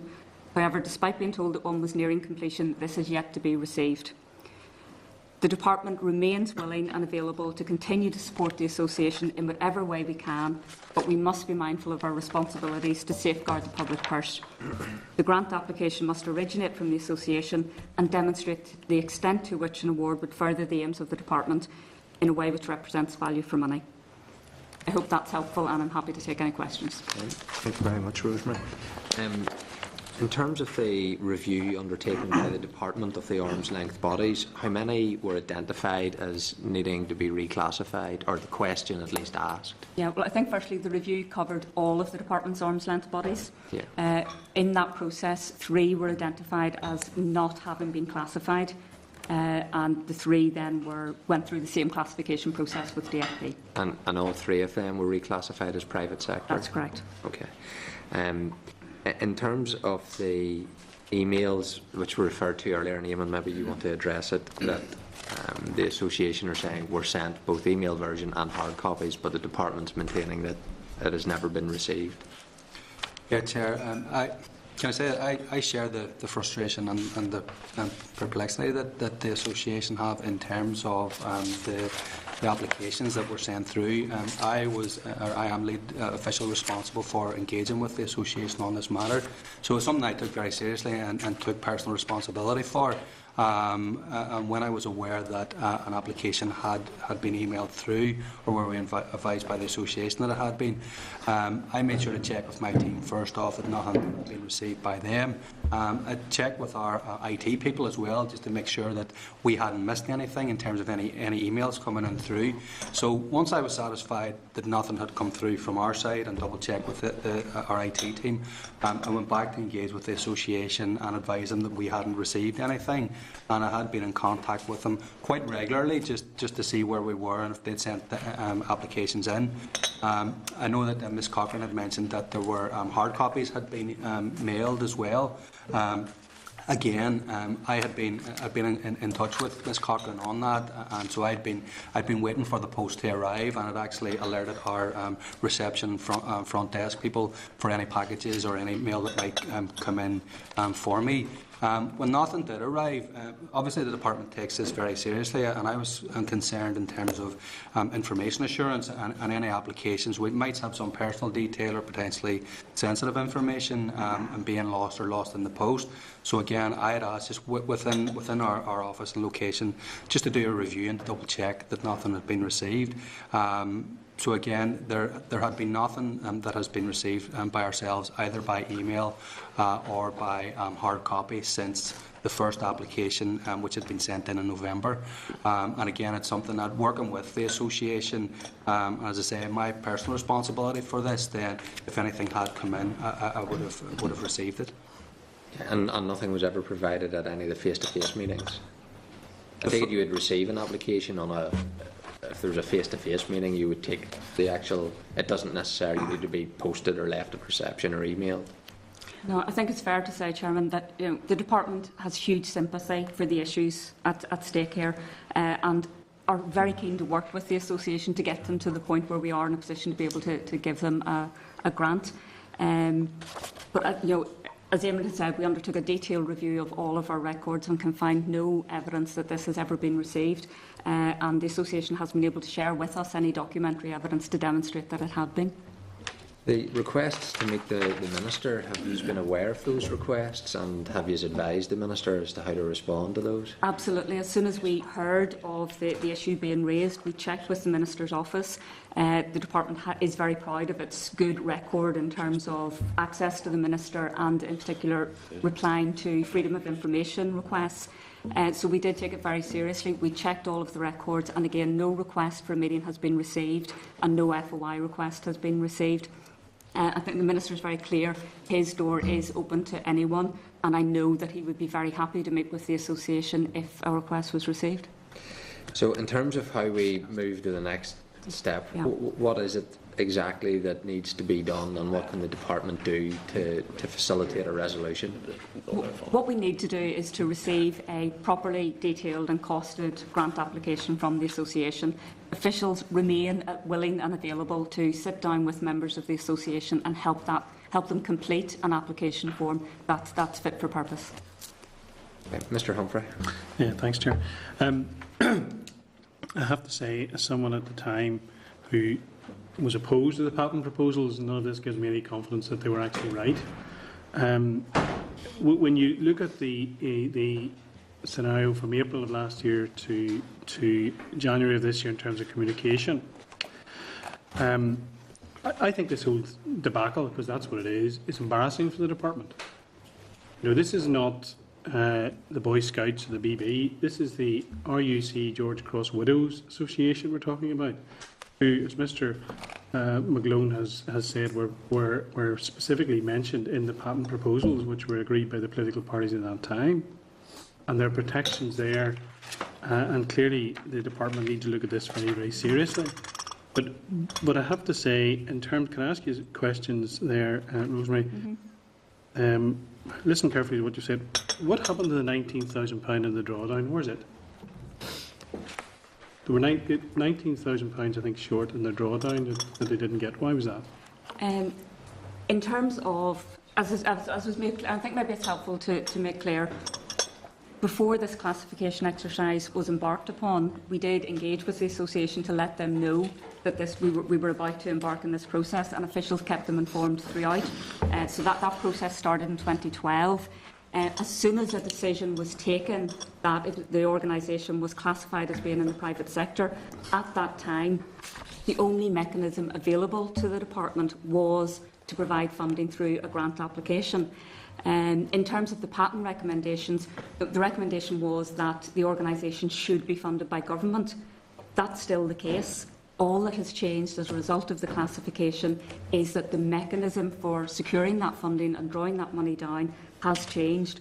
So the only mechanism available to us to provide money to the association is through that process. But, you know, in terms of the process that you're saying going through, you know, very clearly, in terms of this organisation and its work, it's been stated here by the ladies, they are a voluntary organisation. They do not have, as many of the organisations who will be coming to your door, a coterie of employees who can pull together these applications. Yeah. They have no full-time staff at all. They're working purely voluntary. They're a benevolent organisation dealing with women who have suffered tragedy in their lives throughout the Troubles and continue. So, you know, I would have thought that this would have been an application that would have been given given the political protections that this organisation has from patent and the flow out of patent, that this should have been a priority for the department. But Donna Cochrane said in the evidence she gave to us that she spoke to Sammy Wilson when he was the finance minister, who in turn spoke to David Ford and asked him to make a case, a special case, for the Widows Association. Was that ever done? I'm not aware of the detail of that, and it's certainly something that I can check on in the department and come back to the committee on if that would be helpful. But I think, sorry, can I just come in? If you would have been aware of it, you would be telling us that it absolutely. happened. So it didn't happen. I'm not aware of it happening. Right. Well, if I make the assumption then that it didn't happen, I would be very interested, I'm sure this committee would be very interested, why it didn't happen. And to know as quickly as possible why it didn't happen. But what I can outline for the committee, which I hope is helpful, is the fact that the department did recognise that this change in classification and the change in the funding mechanism would be challenging for the organisation, exactly as you described. It was because of that that officials worked very closely with them to try to get this on. We weren't trying to get them funding for just 1 year because they would end up having to go through this process year after year. We were trying to find a longer-term solution for them. That was the reason why we were encouraged. Well, we worked with them firstly to produce an application, but we also encouraged them to seek some support that would enable them to reposition themselves as an organisation, recognising their new status, and with the possibility of making applications to other bodies as well. So our intention entirely was to ensure that the future funding of the organisation was on a much firmer footing. Well, going back to the Minister and a meeting with him, a potential meeting with the Minister, I think I was right, I picked it up correctly, there was to be a meeting, they asked for a meeting before Christmas and they were told that he was too busy before Christmas and it would happen in the new year. Why did that not happen? The first we found out about any meeting or any request for a meeting with the Minister was via a correspondence case that came in that attached a timeline from the association. When was that? That was last November. And So there was a request for a meeting in November? no. We got a correspondence case in from an MLA, and attached to the back of that was the association had sent the MLA a timeline to say they had requested a meeting with the Minister. Hitherto, we weren't aware of that. So I don't know who the MLA is. So there was a request for a meeting going back. You're saying the department maybe didn't get it, or the Minister didn't get it, but there was a request for a meeting. There was not a request for a meeting Well, from what the was it? department. It was a correspondence case from an MLA that asked us various questions regarding the funding. But attached to that request, they had copied in some information that had been sent to them from the association. It was on looking at that timeline that the association had said they had requested a meeting. And upon seeing that, Private Office was contacted and asked, could they search their records and see if there was any request for a meeting, and they said there was none. So when were the Private Officer being contacted?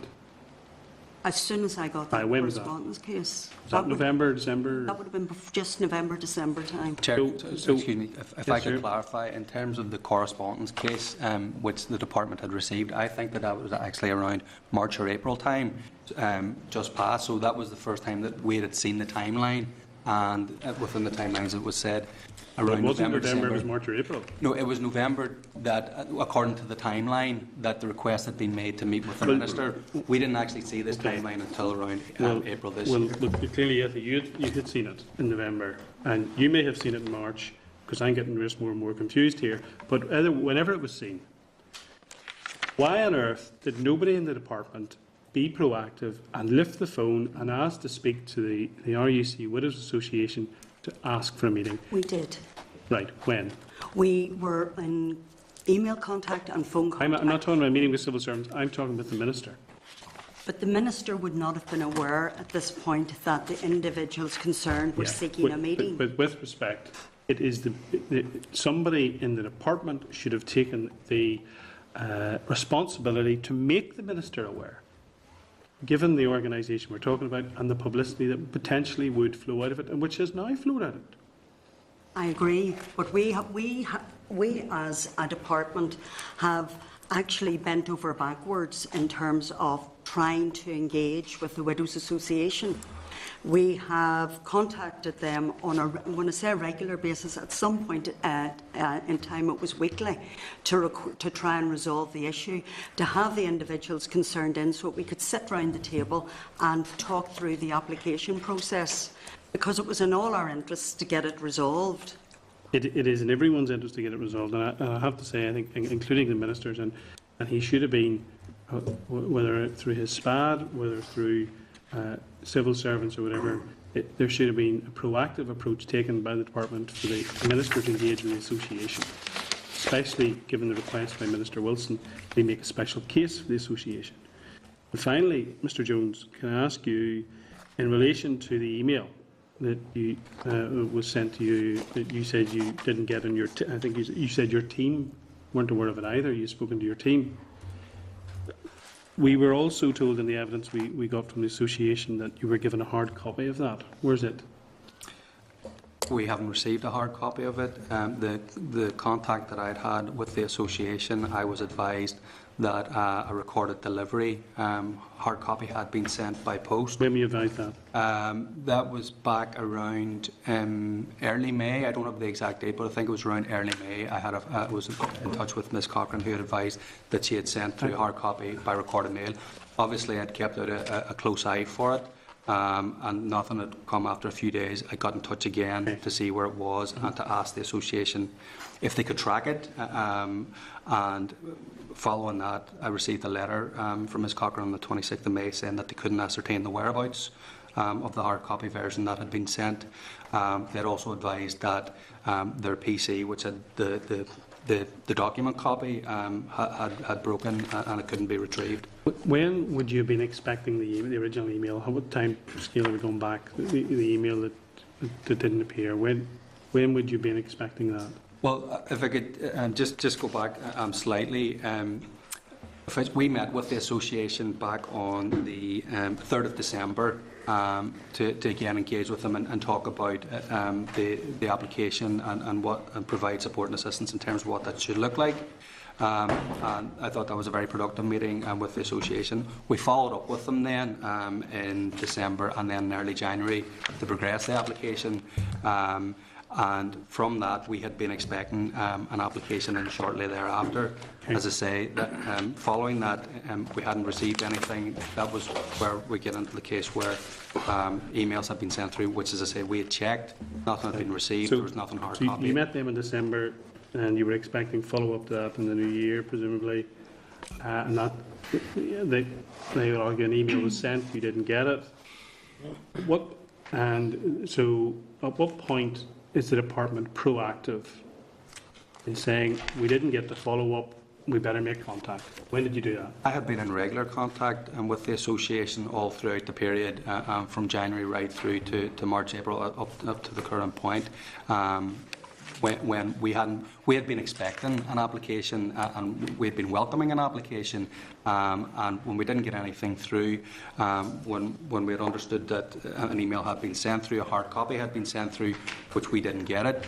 Again, I had been in direct touch with Ms Cochrane just to see what the situation was. So it's not the case, Chair, that the department hasn't engaged with the association on this. I personally have engaged with them. My team have engaged with them to find a resolution to this and try to get an application.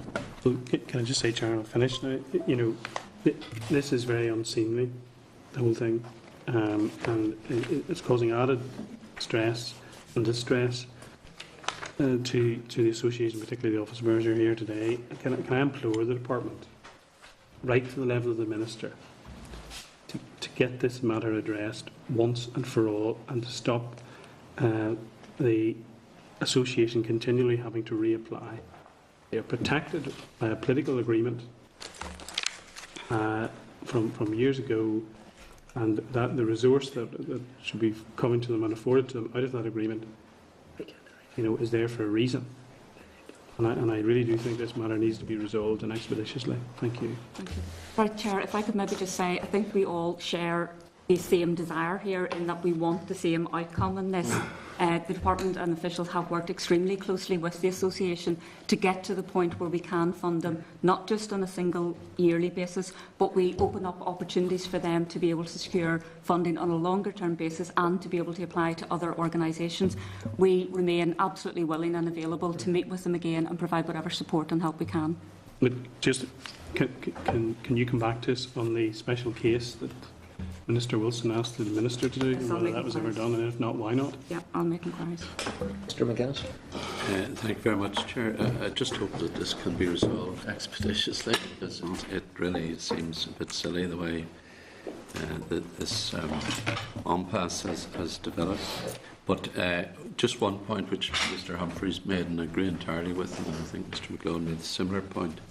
This is a recommendation from Patton, and it's important that it be upheld, and there is a duty, in my view, on the department to finance whatever means possible, through whatever mechanism there be, this organisation. I would assume you would agree with that. Yeah, absolutely, I do agree. The pattern recommendation in no ship is set aside. As I said earlier, the only difference, they still are able to access funding direct from government. The only change as a result of the classification exercise is the mechanism. The methodology. I just want to make one point on that. This is a grant, or there should be an application for a grant from the association. It doesn't strike me that the association is an association, a voluntary association of ladies working together in solidarity with one another, supporting one another, and so forth. It doesn't seem to me that the organisation carries out, extensive, sophisticated, elaborate work. It's very valuable work, but it's not the most complex. And perhaps there's greater value in that because of the net value of that. Why is it necessary to have what you term a detailed and costed grant application over and above just a very simple application? We're doing X, Y, Z. Please give us the requirement. At the end of the day, regardless of the amount of spend, the department is held accountable for the use of any funding it allocates. We follow the DFP guidelines in relation to all of that. Yes. In terms of the application process, there needs to be clarity around the objectives of the organisation, yes, how it's going to further the aims of the department, and how it demonstrates value for money.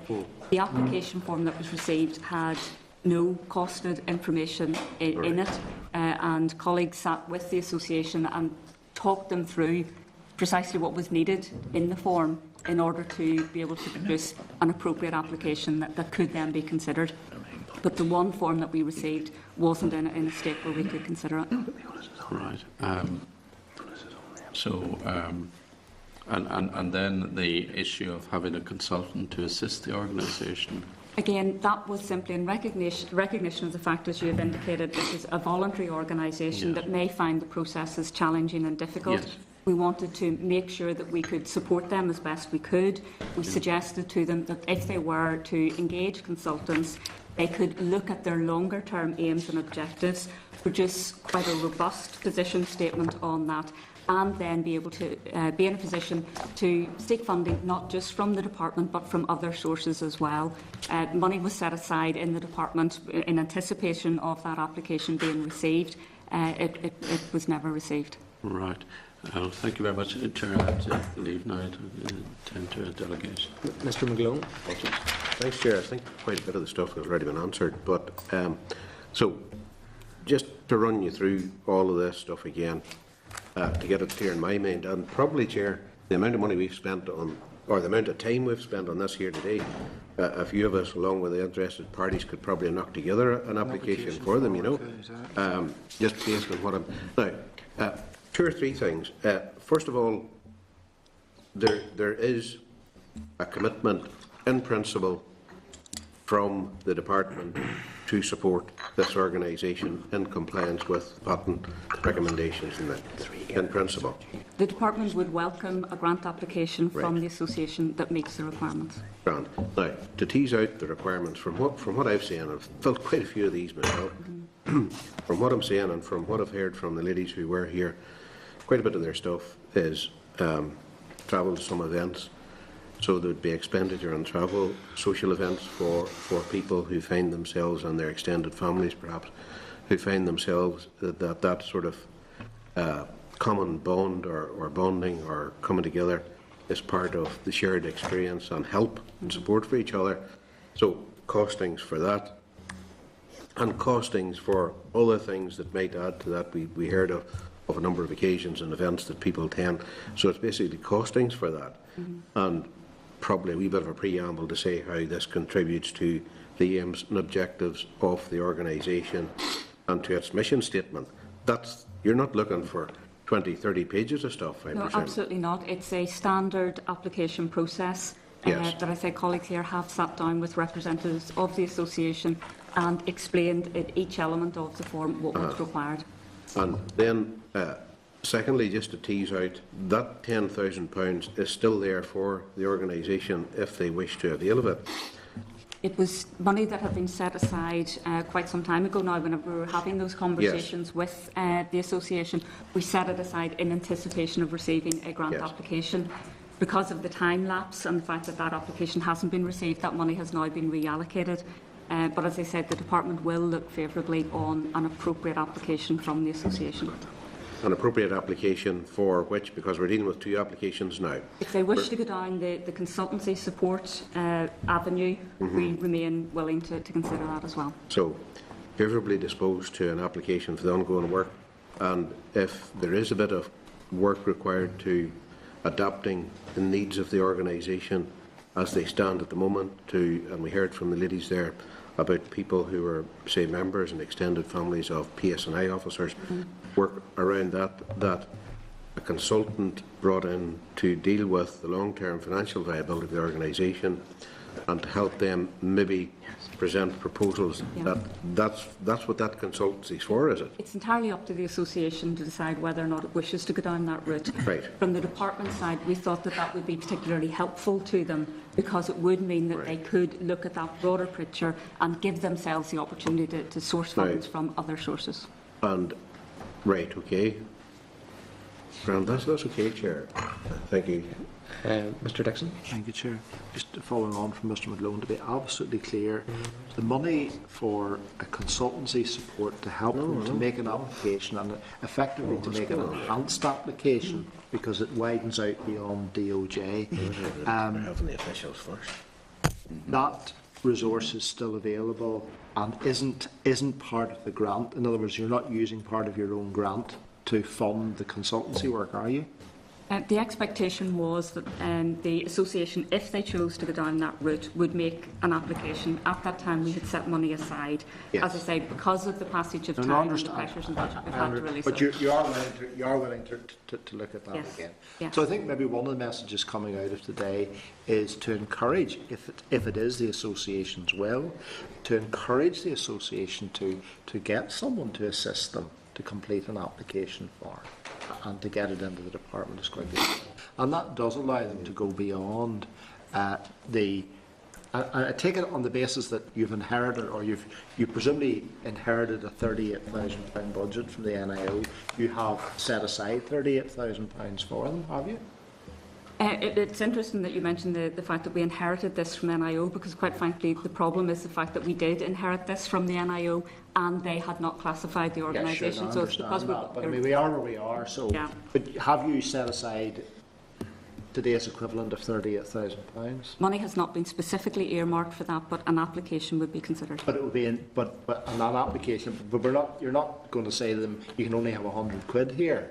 And you are going to say to them, you are going to clearly indicate to them in the meetings you're having with them that a sum similar to that which you received from the NIO, based on a bona fide application, of course, would be made available to you. I think what we would expect is in the application process they would make a case for funding. Yes. That then would be considered in the department in the round in light of other pressures and ministerial priorities, but it certainly would be considered. And in terms of that funding and to meet the DFP guidelines, is there anything that they were doing when they received the money from the NIO that wouldn't today meet the DFP guidelines, and has that been explained to them?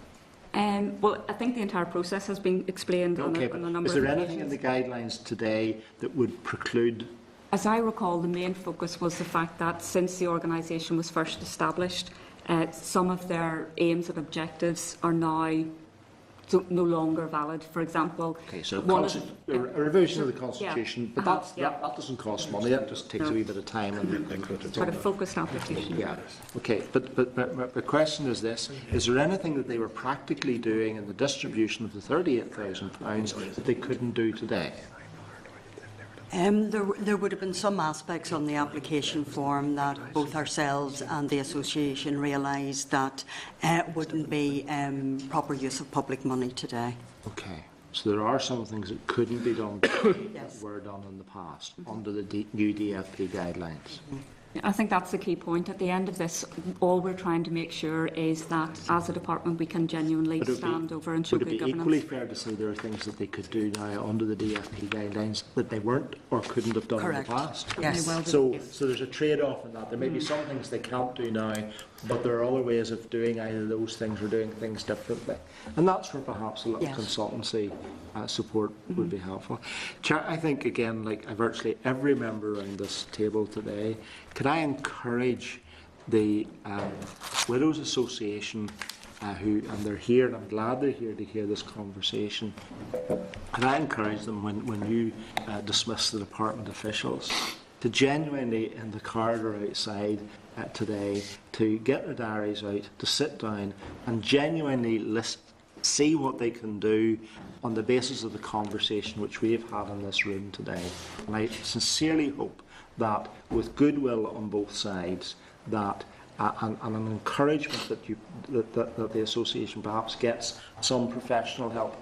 It may even be that there are people out there who are willing to deliver that professional help at no cost or very little cost to the department, and to help the association make that application. I'm quite sure there are people of goodwill, and there are organisations out there, and I don't intend to publicly name those organisations, but there are organisations out there who can deliver that service through the association and help them make a competent application to you, and that will allow the resources to flow and for the good work to continue. But could I encourage you now this afternoon, when this meeting is finished, to go and do that? Absolutely, we have no difficulty with that whatsoever. As I said before, the department is hugely sympathetic to the work that the association does. We have gone to considerable efforts to try and get to the position where we can fund them. Our door remains open, and we're happy, more than happy to continue to engage. Thank you very much, Chair. Mr McCartney. Again, thank you very much, Chair, and thank you for your presentation. I mean, I think it's clear now that the department have no issue around an application, and that there's clearly a funding stream for this type of work which the Widow Association does. Can I just ask a couple of questions about the process? When the groups were being reclassified or being classified, the term private is used. What other classifications can there be?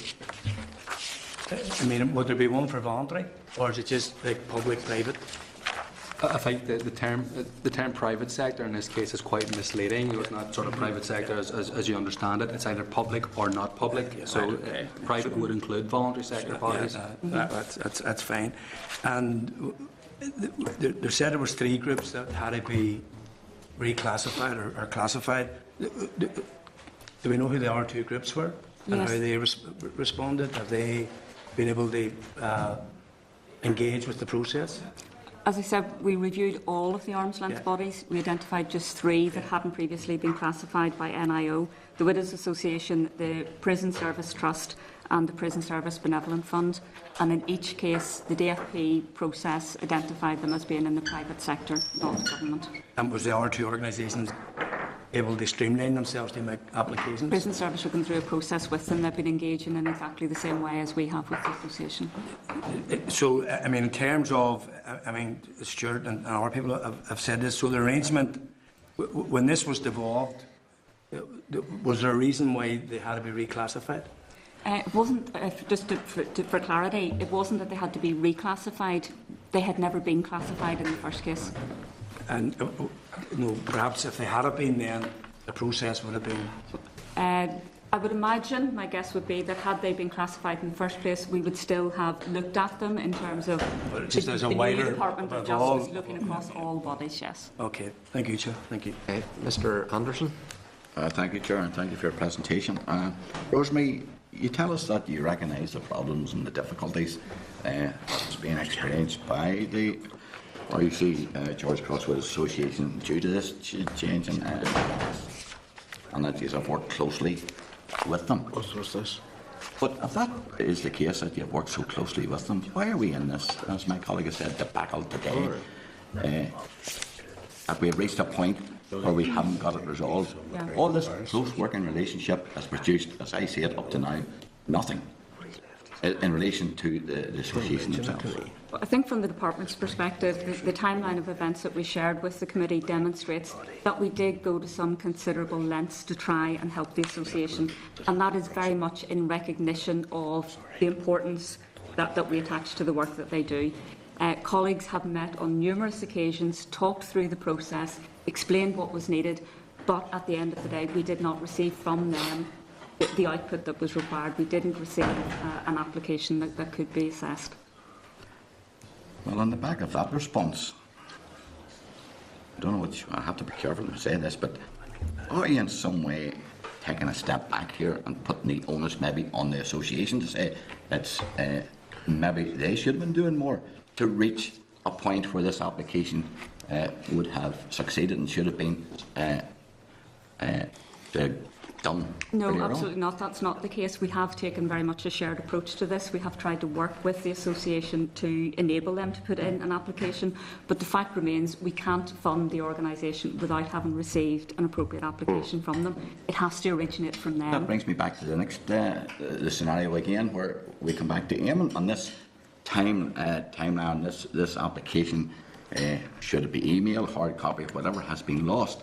No one seems to know where it disappeared to. The time, I'm sure, Eamon, you and your officials have spent trying to trace this, could have been better spent if we had a phone call and say, look, come up and see us, get an application form filled in here, give us that application. So who is at fault here? Who's to blame that this did not progress in that manner? The only application that we received from the association, despite numerous attempts to receive one, the only one that we received at any point in time was on the 14th of November 2013. And officials met with them on the 3rd of December, having received that application and realising that there were problems with them. We met again on the 11th of December and we convened a further meeting on the 9th of January. All of that was us endeavouring to get an appropriate application so that we could provide funding to the association. But since that time, no revised application has been received. I'm thinking, you know, Chair, if these two presentations had been the other way around here today, where maybe would have had your presentation first and the association second, I'm just wondering what feedback would have been getting here. Because I'm sure the officials are still here, they're sitting, they're listening, and I would like to think, or maybe listen to some of their responses. I know we're not in that situation today. But I think we may have got maybe different responses, and I'm just wondering, up to now, nothing has been achieved to get this organisation their money. Everything has been tried, as you said, by the department. So what more is going to be done to get them their money that needs to be done?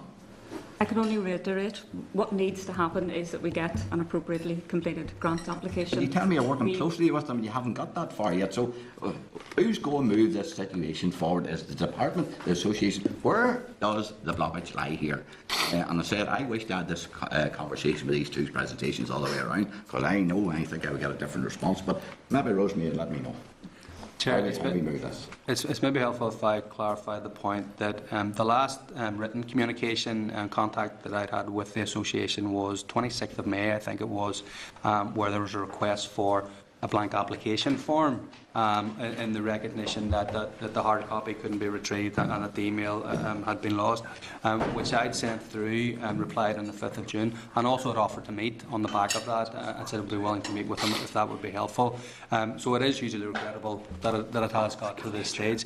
As I say, at the 26th of May, we had received a letter to ask for a blank application form, and we had sent that through then around a week or so later. Rosemary has accepted the fact that you're working closely with the group.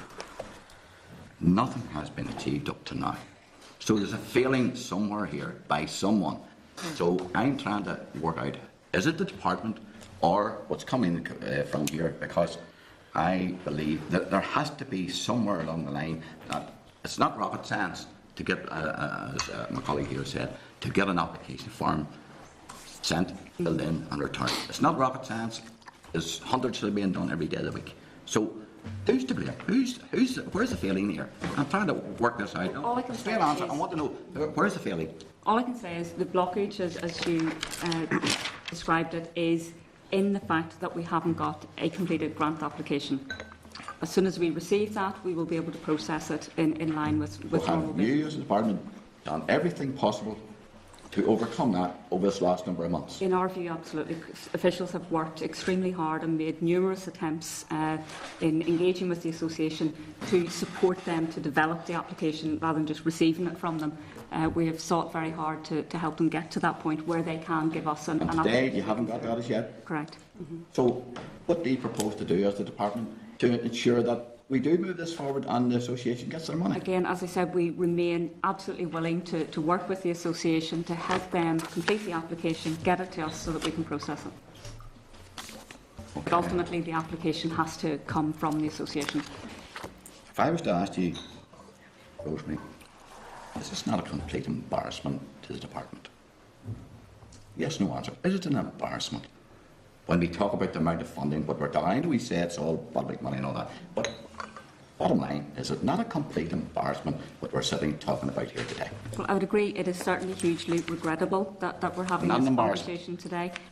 As far as I'm concerned, from the department's perspective, we have done as much as we can and remain willing and available to continue to do as much as we can to provide support. Well, maybe, as Mr Dixon says, when this presentation is finished and outside that door, maybe, hopefully within days, that this can be sorted rather than weeks and months and everything else ahead, because I wouldn't want to have another presentation in relation to the association not getting their money, and I hope that they're able to achieve that. Thank you, and thank you, Chair. Mr McClone, you wanted a supplementary? Yes, just a quick one. Thanks, Chair. It's in regard to what you were saying there. I just want to get clarity around a couple of things. One is the £10,000 consultancy fees.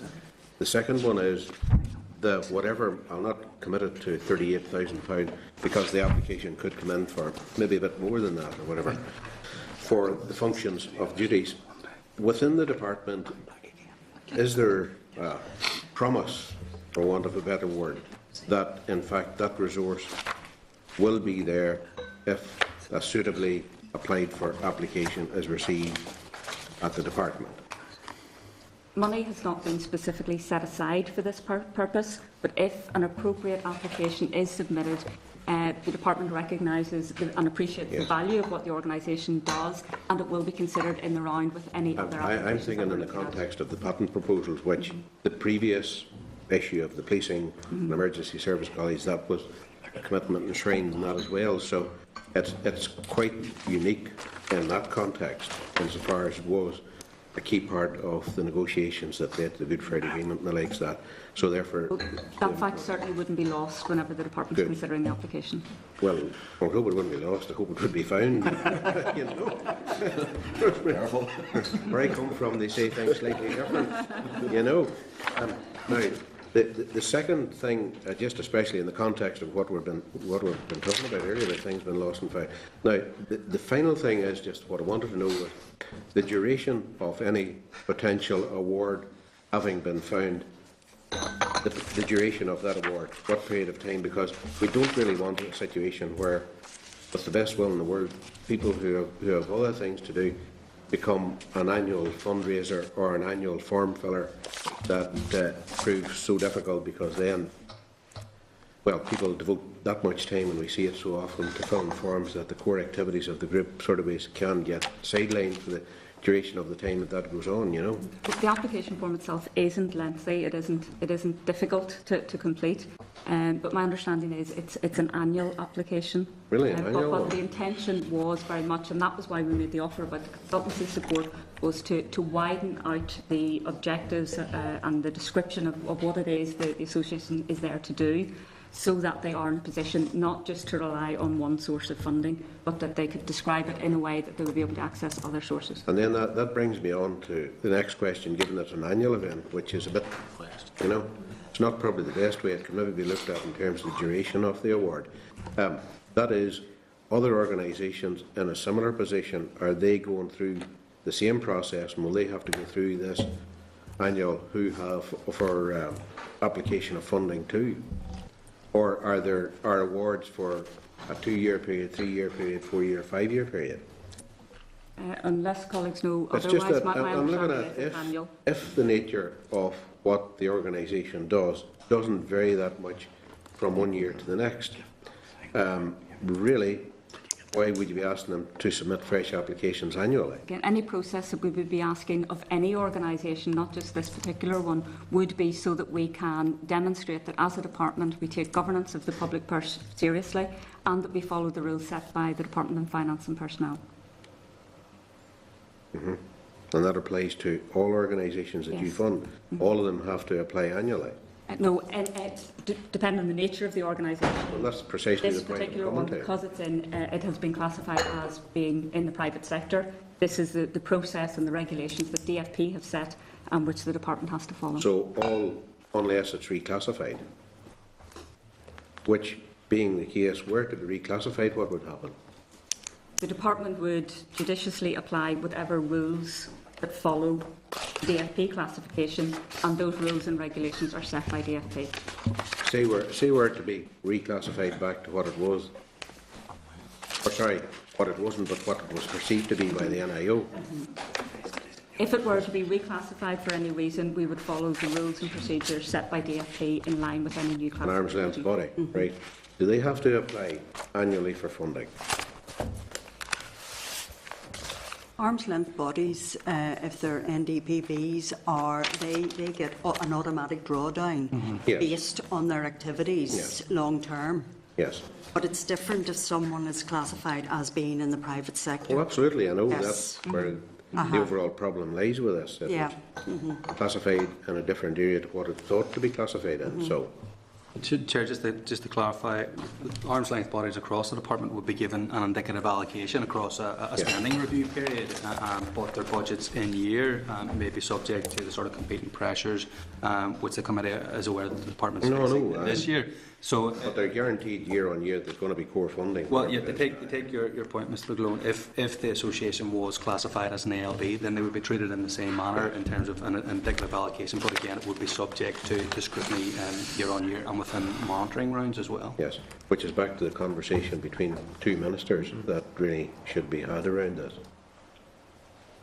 Okay. Okay, thanks very much. Okay. Can I, apologies, if I can just make the point on the reclassification. If in terms of reclassification, for that to happen, there would need to be a material change or additional evidence or a change in the structure of the body for it to be classified. And as the Chair indicated at the start, it's ONS and Treasury who set that out. So unless there was significant change within the structure of the body, then the reclassification would be done. I know they set it out, but I thought that the assessment was done by DFP classification bodies in your briefing paper, wasn't it? Yes, that's correct. In this instance, the DFP Classification Committee undertook the exercise, but at national level, it's office. Could maybe be where some of that consultancy work could come in as well, you know. So. Yes. Okay. Thank you. Okay. Finally, and then we're moving on. Mr. Humphrey wanted back in for just on a couple of points that come out in other answers subsequent to my contribution earlier. Can I ask? Assuming that this conversation, with the minister happens, and I don't see how an organisation of the nature that we've had described just today can in any way be seen as something in the private sector. It's a voluntary organisation. Because a private sector company is there to make money. This organisation is not. It's benevolent. It's there to provide a service, a unique service that no one else can provide. So it's a voluntary organisation in every way. And I think that needs to be remembered. Can I make 2 points? One is, can the funding be made retrospective, given that these ladies have been presumably doing these activities at their own cost because of the funding not coming through the department? Can you check that out, if that can happen? And also, in terms of if it is redesignated as a non-departmental public body, as it should be, as other members have already identified and alluded to, as someone who sat on a board of one, they get a drawdown each year. Why can this not be a drawdown for the term of for example, the Assembly? Because, for example, I'll use an example. Ulster Scots Agency came out of the Belfast Agreement, and as a non-departmental public body, an arm's length body. This came out of the Belfast Agreement eventually, out of the patent proposals. Why can't it be treated the same way? There's no reason why it couldn't be. And then this nonsense of having to publicly each year, make an application each year, and on the course of a term of 5 years, the Assembly, you will have spent £50,000 on consultants each year. Of £10,000, £50,000 that could be spent actually go into the organisation and offset the grant allocation that they would get. Sorry, if I may, in terms of the estimated costs that we have thought it may require to provide consultancy support, that was a one-off arrangement that would get the association in a position where they didn't have to rely solely on DOJ as a source of funding. But because it's gone back, Rosemary, sorry to interrupt you, to Mr McGuinness's point earlier, given the nature of the application, it isn't going to change much from year on year. It wouldn't have changed much this year from last, but a consultant's required. That's the point I'm making. And so I think that if there could be redesignated as a non-departmental public body, an arm's-length body, that's the way to go forward. It cuts out red tape and it saves the taxpayer money at the end of the day. And you are still being extremely frugal with the taxpayers' money through your department's expenditure. And just on that point, can I ask you, why, and this finally, why is the money, given that this association and the way it's to be treated came out of a political agreement, why have you not ring-fenced the money? Well, to go back to the point about the classification, that wasn't a decision that the Department of Justice took. That was a decision taken by the relevant committee in the Department of Finance and Personnel following the Office of National Statistics and Treasury guidelines. Yes, I knew that. But we earlier didn't choose to describe except that earlier we established Mr Wilson spoke to the Minister, and you're going to revisit that. Subsequent to that, if that happened, and if it could be, I'm saying if it could be redesignated, that's the way to go forward, and it still allows you, make it an arm's length body of the department that allows you to do it. Because no one else can do it. Simple as that. And they're protected by a political agreement.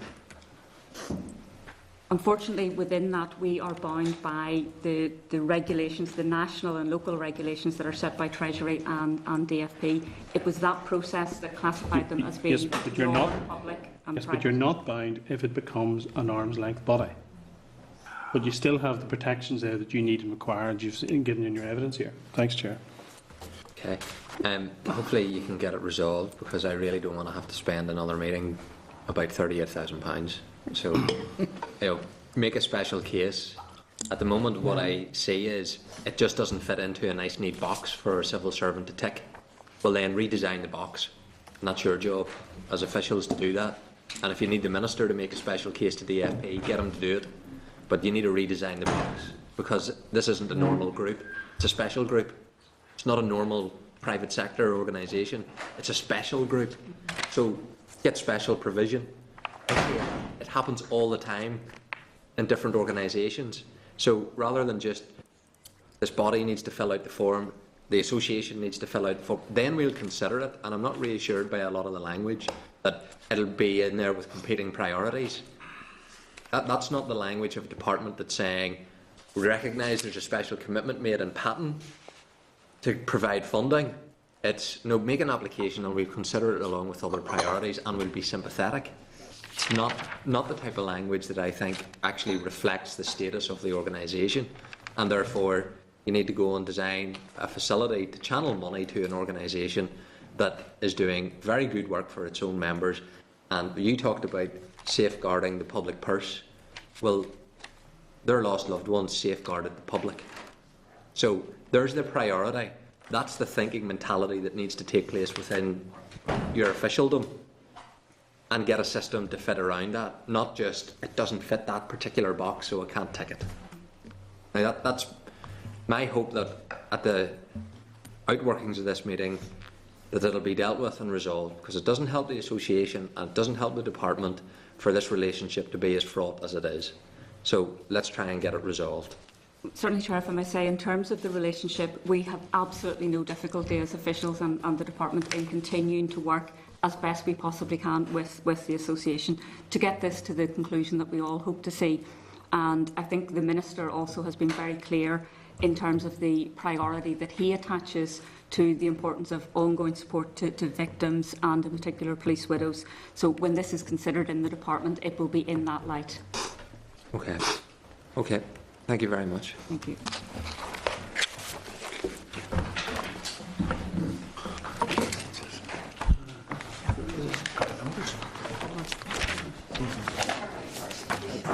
Okay, members, we're going on to the next item, which is proposals for handling of the committee stage of the bill. Pages 13 to 62 of the table pack has the relevant papers for members.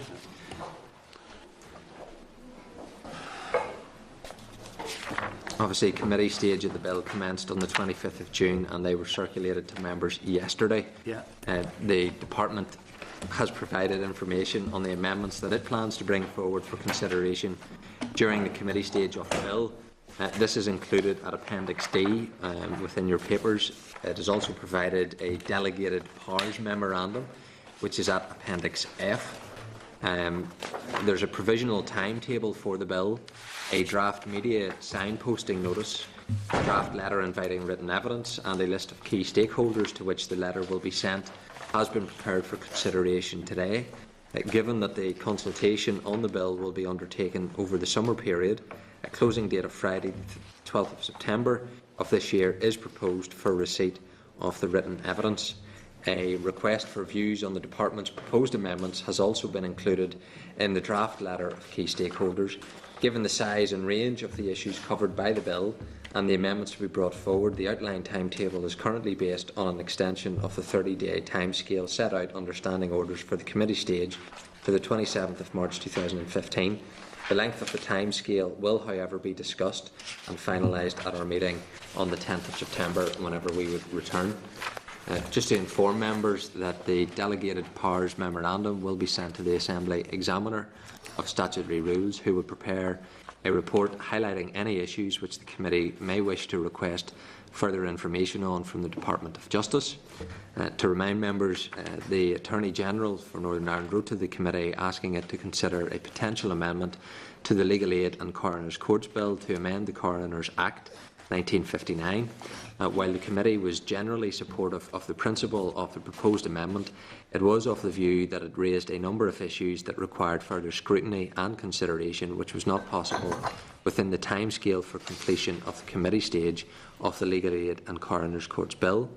The committee agreed that if an alternative bill could be found within which the amendment could be taken forward and considered properly in the foreseeable future, the committee would support that approach.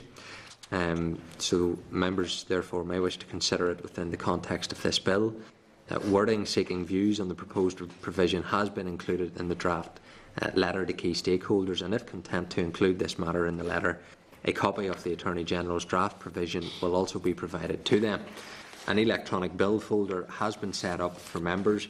The folder will include the bill and explanatory memorandum, the bill timeline, the written submissions received and the relevant Hansards. The electronic bill folder will be updated on a regular basis and members will be notified when updates are available. Hard copies of any of the written submissions will be available in the committee office. So if members are content with the closing date of Friday the 12th of September, that's whenever we will seek the written evidence. If members are content that views would also be requested on the Department's proposed additional amendments and the Attorney-General's proposed new provision when seeking evidence on the bill. And then, if members are content with the media signposting notice, the draft letter, and then the list of key stakeholders, there was one sector which hadn't been included that I hadn't got mentioning yet to Christine, and that was the churches as well. I know that they've mentioned to me that they want to be informed about aspects to do with the Justice Bill, so I'm happy for their views to be sought on it as well. Mr. Wells. Mr. Chairman, yes, I think it's incumbent upon me to say to the committee that I would intend to move an amendment in this bill. As the Chair has pointed out, this is a very broad bill which encompasses a full range of justice issues, and the Attorney-General and indeed I suspect the Department have made it clear that they wish to add on to this bill various issues, and I would wish to add an amendment dealing with the ending of the life of the unborn child. Now, this is identical in its wording to the amendment that was tabled at further consideration stage of this committee on the 5th of March 2013. it deals very much with the issue of the Mary Stopes Clinic. Now, at the time, several members raised the point that raising it at further consideration stage in committee at the very late point didn't provide for adequate public consultation on this issue. Indeed, I have the transcript of the answer here, and quite a few members who are present in this committee raised this issue. So therefore, to avoid that difficulty arising again in the minds of some members, I'm suggesting that we publish it immediately as an amendment, and it forms part of the committee's scrutiny process, and that public views are sought along with all the other amendments to the bill.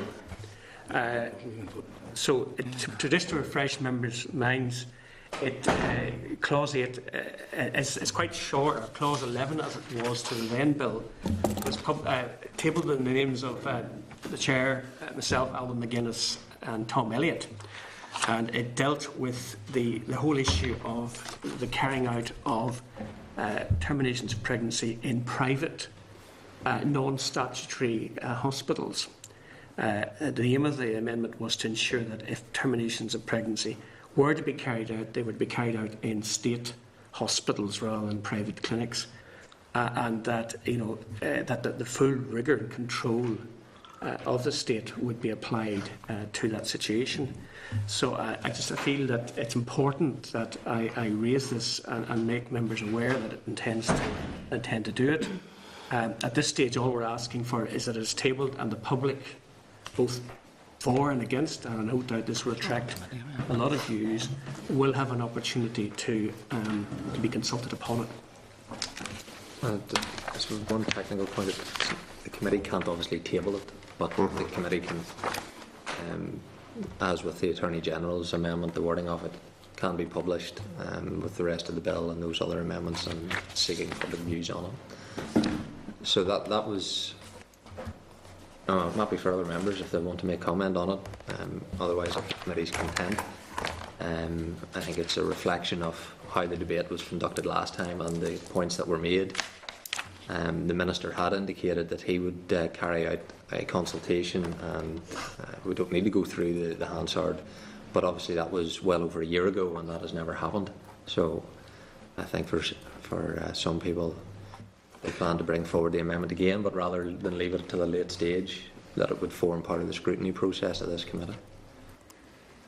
Chair, I understand Mr Wells' comment or point with regards to late notification. However, I'm somewhat concerned about us signposting that in a committee notification about a bill which is the Department of Justice's bill. It's not, the committee hasn't proposed any amendments to the bill. What he is proposing is effectively a private member's amendment to the bill, which he's perfectly entitled to do, but surely it's his responsibility to signpost that, not for the committee to carry that signposting. I would be concerned about. In fact, what I need to get is a clarification from the clerk is, in fact, could we do it even if we wish to do it? Is it appropriate for us to carry that signposting? Happy for Christine to clarify. Yes, it's up to the committee to decide. I mean, the department has already highlighted some amendments that they intend to bring forward, and I know the committee, when the department first highlighted them, indicated they wanted more information on it so that they could seek views when they were going out on the bill. And there's nothing to stop the committee if the committee wishes to. That decision. Yes, I think I should just, the Chair's right, clarify my wording. It is I, as an MLA, that is tabling this. The committee, at this stage, doesn't table amendments. But as the issue was the last time, and in fact, even yourself, Mr Dixon, have pages and pages of your comment on this, saying that you felt ambushed, wasn't given proper consultation. Why wasn't it raised earlier? I'm using your words, not mine. This is what we're doing.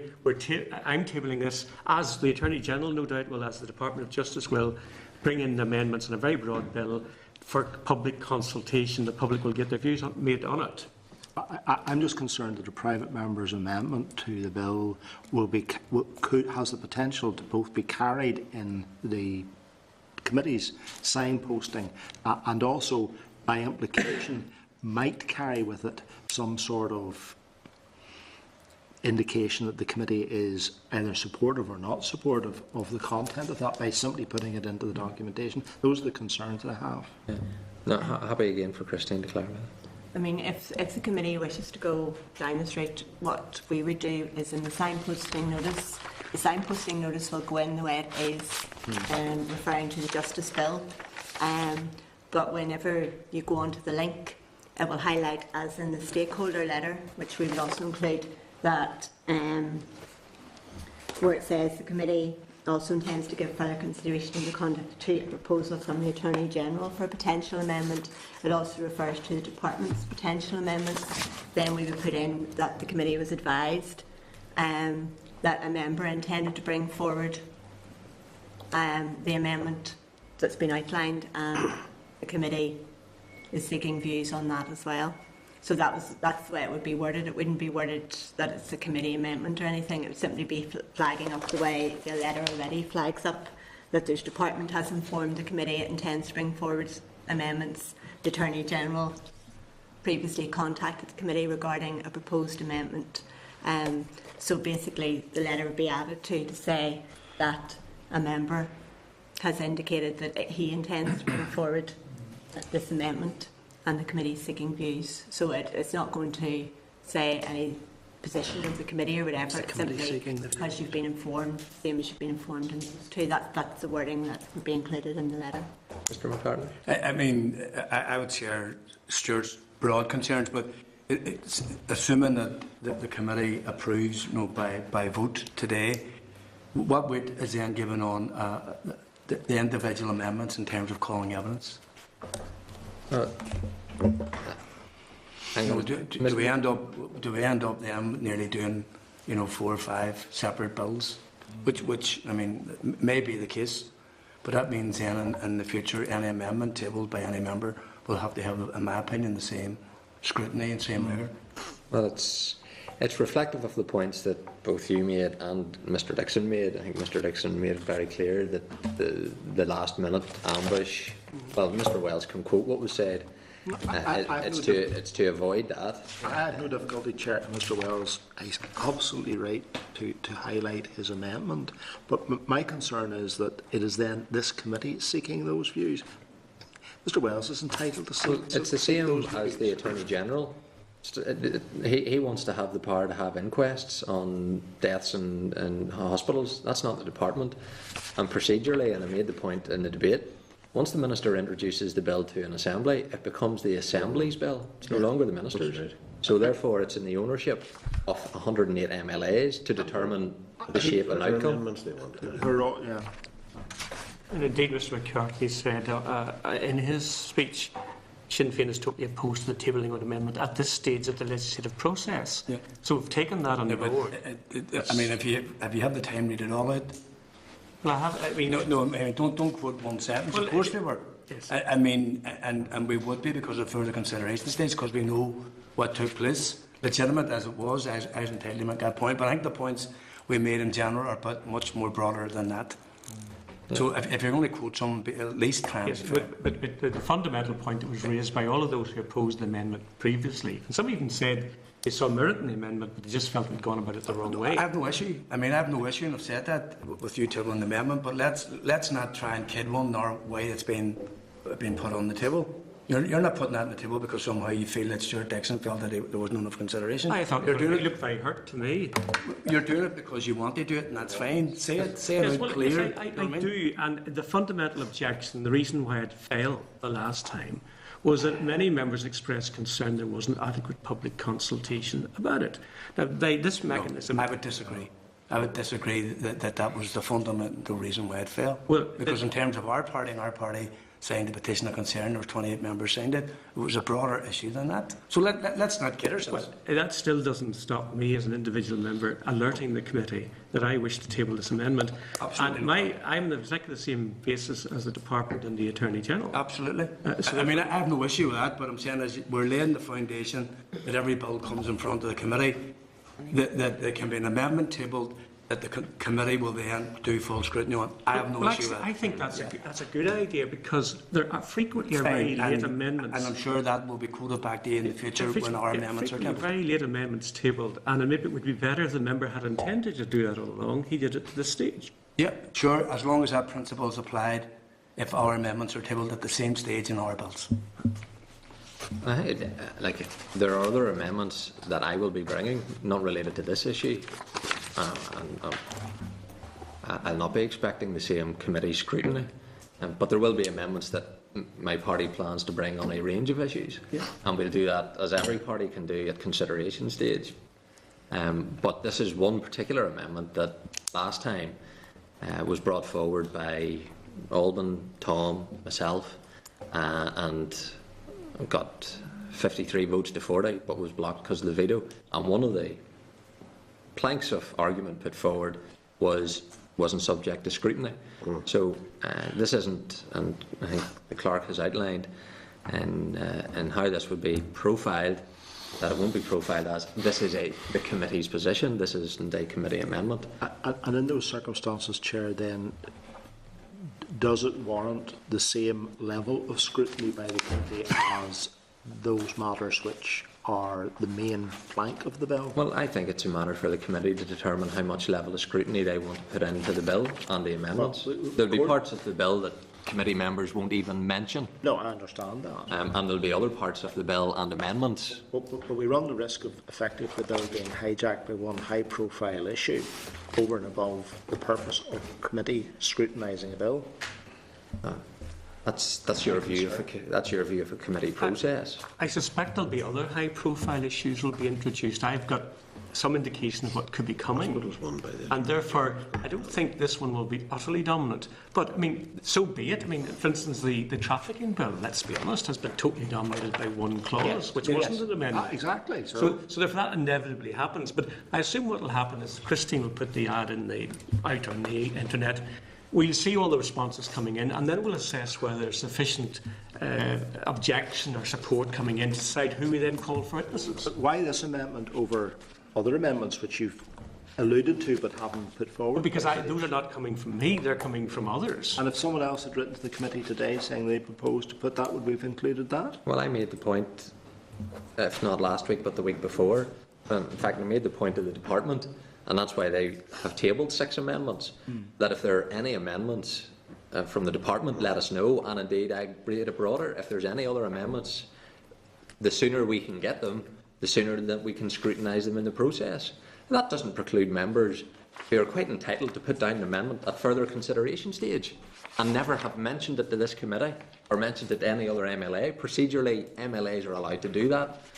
Some may take a view that's not the best way to create law, but it's allowable. And if other amendments come along in the next few weeks, then will they be given the same level of scrutiny, or can they be given the same level of scrutiny inside the committee? Well, obviously it'll not be part of the communication sent out and the letters to the stakeholders. That's correct. That's where people had the opportunity to bring forward anything. Yeah. As I invited members to do. If further items arise, nevertheless, and they aren't part of that and there isn't public comment on it, can they nevertheless be scrutinised inside the committee and further public comment be invited? Well, there may be issues that, again, I had indicated that my party plans to table, that we may decide to do that well in advance of consideration stage, and at that point the committee may well wish to have some level of scrutiny of them. Again, that'll be a matter for the committee to determine what they want to scrutinise. Okay. Well, Mr. Wells's proposal, as I understand it, is the exact same wording of the amendment that had previously been tabled, and that it would be put. Are we getting a copy of it, or? Well, you can, of course, look it up in the Hansard of the previous debate, but I happen to have a copy with me. Thanks. And I'm happy to give it to the clerk and ask her to circulate it to members, either the email or post. But there's not one change, apart from the names of the proposals, there's no change at all. Is there only a single proposer? Well, I understand there are other members who would be keen to support it. So, I'd be surprised if it was just myself. Well, neither of them are here. Both Alban McGuinness and Tom Elliott are aware that this was going to be taking place and put forward to the committee, and we're content for it to be done. But neither of them are obviously here to speak to it. So the proposal is the exact wording of the amendment is previously tabled, that it will be put out in the same format as the other aspects of the bill and the amendments, obviously with the caveat as to what Christine has outlined, and asking the public's views upon it. And obviously that's by way of written evidence, which the closing date's the 15th of September. And then at that point, when we've got it all in, the committee can decide what level of scrutiny and how we want to go about gathering the evidence and the hearings that we may or may wish to have on whatever aspect of the bill. So if anyone wants to record their dissent, I'll take a vote unless members are indicating otherwise, then we will proceed. I can put it to a vote if members feel that it's necessary. If not, I'm happy just that we'll action it. We can count.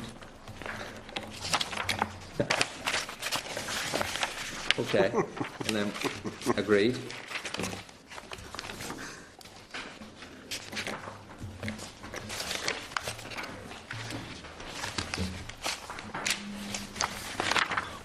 Item 8 is the pages 149 to 171 of the meeting folder.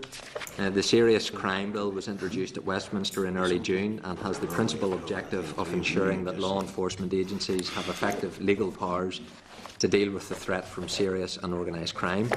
The Bill's proposals cover a range of areas with varying levels of impact on Northern Ireland. There are proposals in non-devolved areas such as amendments to the Computer Misuse Act 1990 and the Terrorism Act 2006. There are also proposals that impact on devolved areas which, in order for Northern Ireland to maintain parity with legislation in the rest of the UK, will require either legislation through the Assembly or a LCM to enable provisions to be included in the Westminster Bill. These include additional provision in respect of the recovery of property derived from the proceeds of crime, reform of serious crime prevention orders, and amendments to the criminal law in relation to a new offence of possession of a paedophile manual and the offence of female genital mutilation. There are also other devolved issues which the Minister believes need to be considered in a Northern Ireland context outside the bill, such as any new offence of participating in the activities of an organised crime group. The Department has indicated, given the current legislative programme, the earliest that legislation on devolved aspects of the Serious Crime Bill could be introduced into this Assembly would be 2016. It believes that the nature of the provisions, especially the measures amending existing UK legislation, is such that it is important for judicial and law enforcement consistency that Northern Ireland maintains parity in a timely manner. Also highlighted that there would be considerable implications in managing the combination of reserved and devolved measures if Assembly legislation is required. The Minister doesn't believe it to be practical to legislate in the Assembly on the issues and is proposing an LCM for Westminster to legislate on devolved aspects of the bill, which are outlined in the Department's briefing paper.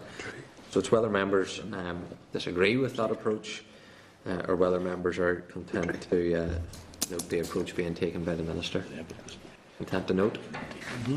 Item 9, pages 173 to 178. At the meeting on the 11th of June, the committee considered and agreed that it was content with the proposal from the Department to make a statutory rule to amend a drafting error in the Rehabilitation of Offenders Order 1979 and enable the Financial Conduct Authority to take account of spent convictions when assessing the suitability of those seeking to work in previously specified positions in electronic money institutions and payment institutions. That rule was laid by the Department on the 11th of June. It's subject to negative resolution. The rule comes into operation the 1st of August. There's been no change in policy, and the examiner is content with the technical aspects. So if members are content, I'll put the formal question that the Committee for Justice considered Statutory Rule 2014-174, the Rehabilitation of Offenders Order 2014, and has no objection to the rule. Agreed. Item 10, pages 180 to 194. At our meeting on the 25th of April, the committee considered and agreed with a proposal by the Department to make a stat rule to make amendments to the Magistrate Courts and County Courts Appeals Rules 2009, to change legal aid remuneration arrangements for solicitors and counsel representing defendants in magistrate courts. The rule was laid on the 19th of June. It's subject to negative resolution. The Department has indicated that there are 2 changes to policy content of the rule since the SL1 was considered by the committee. The first change is the inclusion of the provision for a sentencing hearing fee where a new legal team is instructed following a defendant's conviction, and the second relates to the introduction of a fee for fine default hearings, which is included following the requirement to change the handling arrangements for fine default following the judgment in the Divisional Court. The Assembly Examiner of Stat Rules has highlighted in his report the rule, which came into operation on the 26th of June, was laid in breach of the 21-day rule. The Examiner confirms the Department has provided an explanation of the delay in final preparation, making and laying of the rule, which had to be in operation by the 26th of June to cover fine default proceedings. The Examiner has no further issues to raise with regard to the technical aspects of the rule. So if members are content, I'll put the question that the Committee for Justice considered Statutory Rule 2014/178, the Magistrate Courts and County Courts Appeals Rules 2014 and has no objection to the rule. Agreed? At our meeting on the 18th of June, the Committee considered and agreed and was content with the proposal from the Department to make a stat rule to provide for changes in the annual salary payable to the President and members of Lands Tribunal for Northern Ireland. The draft rule was laid by the Department the 24th of June and is subject to affirmative resolution procedure. Officials have indicated that the Minister plans to have the rule debated in plenary in late September. There have been no changes to the policy content since it was submitted, and the Examiner has no issues on it either. So if the members are content, I put the question that the Committee for Justice consider draft statutory rule, the Lands Tribunal Order 2014, and recommends that it should affirmed by the Assembly. Agreed? Agreed.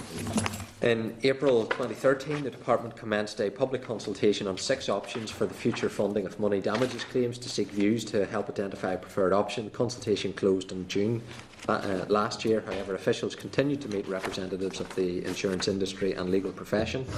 The Department has now provided a post-consultation report setting out the background and the options for reform, summary of the views expressed by respondents and an overview of work now being undertaken. There's no clear consensus on what is the most appropriate approach for Northern Ireland. The Department is taking forward a programme of work to examine advantages and disadvantages of options 1 to 4 from the original consultation and is considering developments in this area of civil law in other jurisdictions. Also, it's received recent additional legal advice that it had commissioned, which has caused officials to reflect further on the preferred options which were emerging and to look very carefully at potential financial implications of the options before giving advice to the Minister. The Department plans to complete this work by the autumn and bring detailed proposals in respect of money damages cases to the Committee after the summer recess. So it's there for members to note. Item 13. The Committee for Justice considered the draft of the existing Code of Practice on appointment of independent members to the PCSPs and DPCSPs partnerships in June 2011. Concerns were raised regarding the handling of the principle of merit and in relation to the cost of recruitment, in particular that of consultancy costs. The next recruitment process for independent members will commence in early autumn this year to enable appointments to be made in time for the reconstitution of PCSPs on the 1st of April 2015. The Department is required to have a revised code in place before then in order to provide guidance to councils and policing board in their respective roles. At our meeting on the 27th of February this year, Committee considered a revised draft Code of Practice and consultation document and agreed that we were content for the consultation to take place to consider the matter further when the results were available. The revised code included an amendment to the process to allow the Police Board to make the Council scores available where there are 2 or more candidates who are equally appointable on the basis of representativeness. The Department has now provided the results of the consultation and the final version of the draft code. The issues raised in the responses included requests for clarity on parts of the code, how the new PCSPs will reflect representativeness, how to make the process more open and transparent, the availability of scores to Policing Board panel, the minimum age requirement for appointments to PCSPs and the 5-year disqualification period. How the Department has responded to each of these issues is outlined in its briefing paper at pages 240 to 246 in the meeting folder. The Department has now also indicated, due to pressure on Council HR staff, the Policing Board is currently preparing a business case seeking approval from the Department to engage consultants to manage the Council elements of the process on its behalf. Although a decision has not been taken on this issue, it now seems unlikely that the process will be managed in-house by the Police Board, as previously indicated in February. So, just to seek members' views on whether they're content with the revised code of practice on the appointment to PCSPs and DPCSPs, or whether we wish to submit any views or any more information. Members are content, given the time. I would be quite keen to look at this in a bit more detail. So if we can schedule something in September, I think we should set it up, because it was an issue that we laboured on quite a bit. So there's nothing jumping out at me, obviously, in respect of it, but I do think we should get an oral briefing from officials on it. Item 14. The Department has written regarding the renewal of the Secretary of State's direction that sets out arrangements for how prison service officials will handle national security related information post devolution of Policing and Justice. Direction due for renewal in October this year specifies that the Secretary of State's functions exercisable by the Department officials undertaking prison or prison related functions, and when exercising those functions, such officials are to be treated as officers of the Secretary of State. Andrew Robotham MP is proposing the renewal of the direction unaltered for a further 12 months. The Minister considers the direction remains fit for purpose, doesn't need to be amended, and should be renewed from October 2014, and is seeking the views of the Committee. So unless members have contrary views, we'll note it. Noted. Item 15. Department intends to undertake a consultation on draft police pension regulations. These regulations set out detail of the design and career average revalued earnings schemes for new police pensions coming into effect 1st of April next year, and arise from the Public Service Pensions Act 2014. Regulations include principles and protection of accrued rights and protection for those closest to retirement. The policy surrounding this change has already been widely discussed at the Police Negotiating Board. However, there's a few issues which remain to be agreed. In mid-July, the Department is awaiting directions for the scheme valuation from DFP. These sections will be added and circulated to all consultees. The consultation will run for 15 weeks, from the 4th of July to the 16th of October, which will allow for consideration of additional clauses. Consultees will include statutory bodies as laid down in the regulations. So if members are content, we will note the consultation that is being proposed and can consider the results when they become available. Noted. Item 16, EU Regulation number 606/2012 comes into force on the 11th of January. It establishes a mechanism which will allow for mutual recognition in one Member State of a civil protection measure ordered in another Member State. The types of measures covered by the regulation will include orders made in domestic violence cases, as well as civil injunctions, protection from harassment orders, and equivalent measures in other Member States. The EU regulation is directly applicable in Northern Ireland as in the rest of the UK. This means that legislation is not needed to implement it. However, some legislation is needed to support its application. For the most part, this will take the form of domestic regulations, which will mostly amend inconsistencies between existing law and the EU regulation. There will also be court rules on which the Committee will be advised separately. The Department has indicated that there is no power to make domestic regulations that may be needed for Northern Ireland. Dealing with this issue by way of a Westminster instrument has a number of advantages, as outlined in the Department's briefing. There is a technical issue over whether it would be possible for the Ministry of Justice to make regulations for Northern Ireland. This depends on the enabling power to be used. The Ministry of Justice has not yet decided what power on that power, but has indicated that if it's technical, it is willing to extend the regulation it makes to Northern Ireland. The Scottish Government is considering a similar arrangement for that jurisdiction. The Minister has agreed to the use of Westminster legislation subject to the resolution of the powers issue. This will allow officials to engage with the Ministry of Justice to prepare the legislation. So unless members have any other comments, we'll note that information. Correspondence, there's 13 items in tabled pack and 9, or 13 in the meeting folder, 9 in the tabled pack. I'll draw attention to a couple of them. Item 2 is correspondence from the Department regarding the recent Supreme Court judgment in relation to standard and enhanced disclosure certificates. The Department has indicated that there is nothing in the judgment to alter Access NI's approach to disclosure of criminal record certificates following the introduction of the filtering scheme in April. Item 9 is correspondence from the Committee for Employment and Learning, providing a copy of a letter from Prison Arts Foundation regarding its concerns in relation to proposed cuts to the prison education budget. If members are content, we will write to the Department requesting information in respect of this issue. Item 12 is correspondence from Alcoholic Anonymous, who are planning to organise an event in Parliament Buildings. The group's not yet decided on the format, but is requesting joint sponsorship by the Committee of Justice and Health. Health Committee agreed to do this at its meeting in June.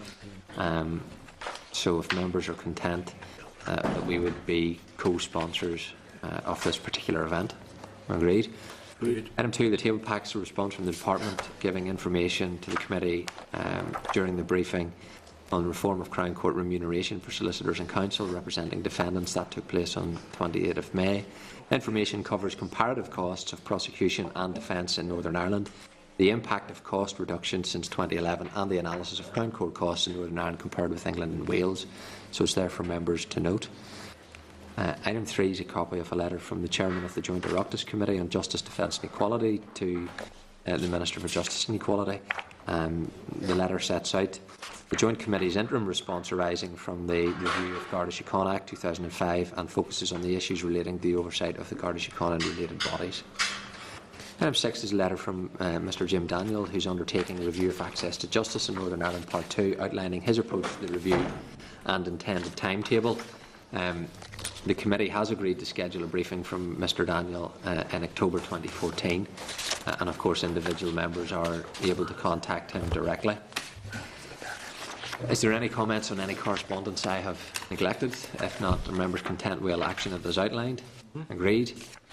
Chairman's business. In terms of FOI requests, normal procedure would be for the committee to delegate authority to the Chair and Deputy Chair to submit during periods of recess views on the releasing or withholding of information in any non-routine contentious freedom of information requests. So if members are content to agree this.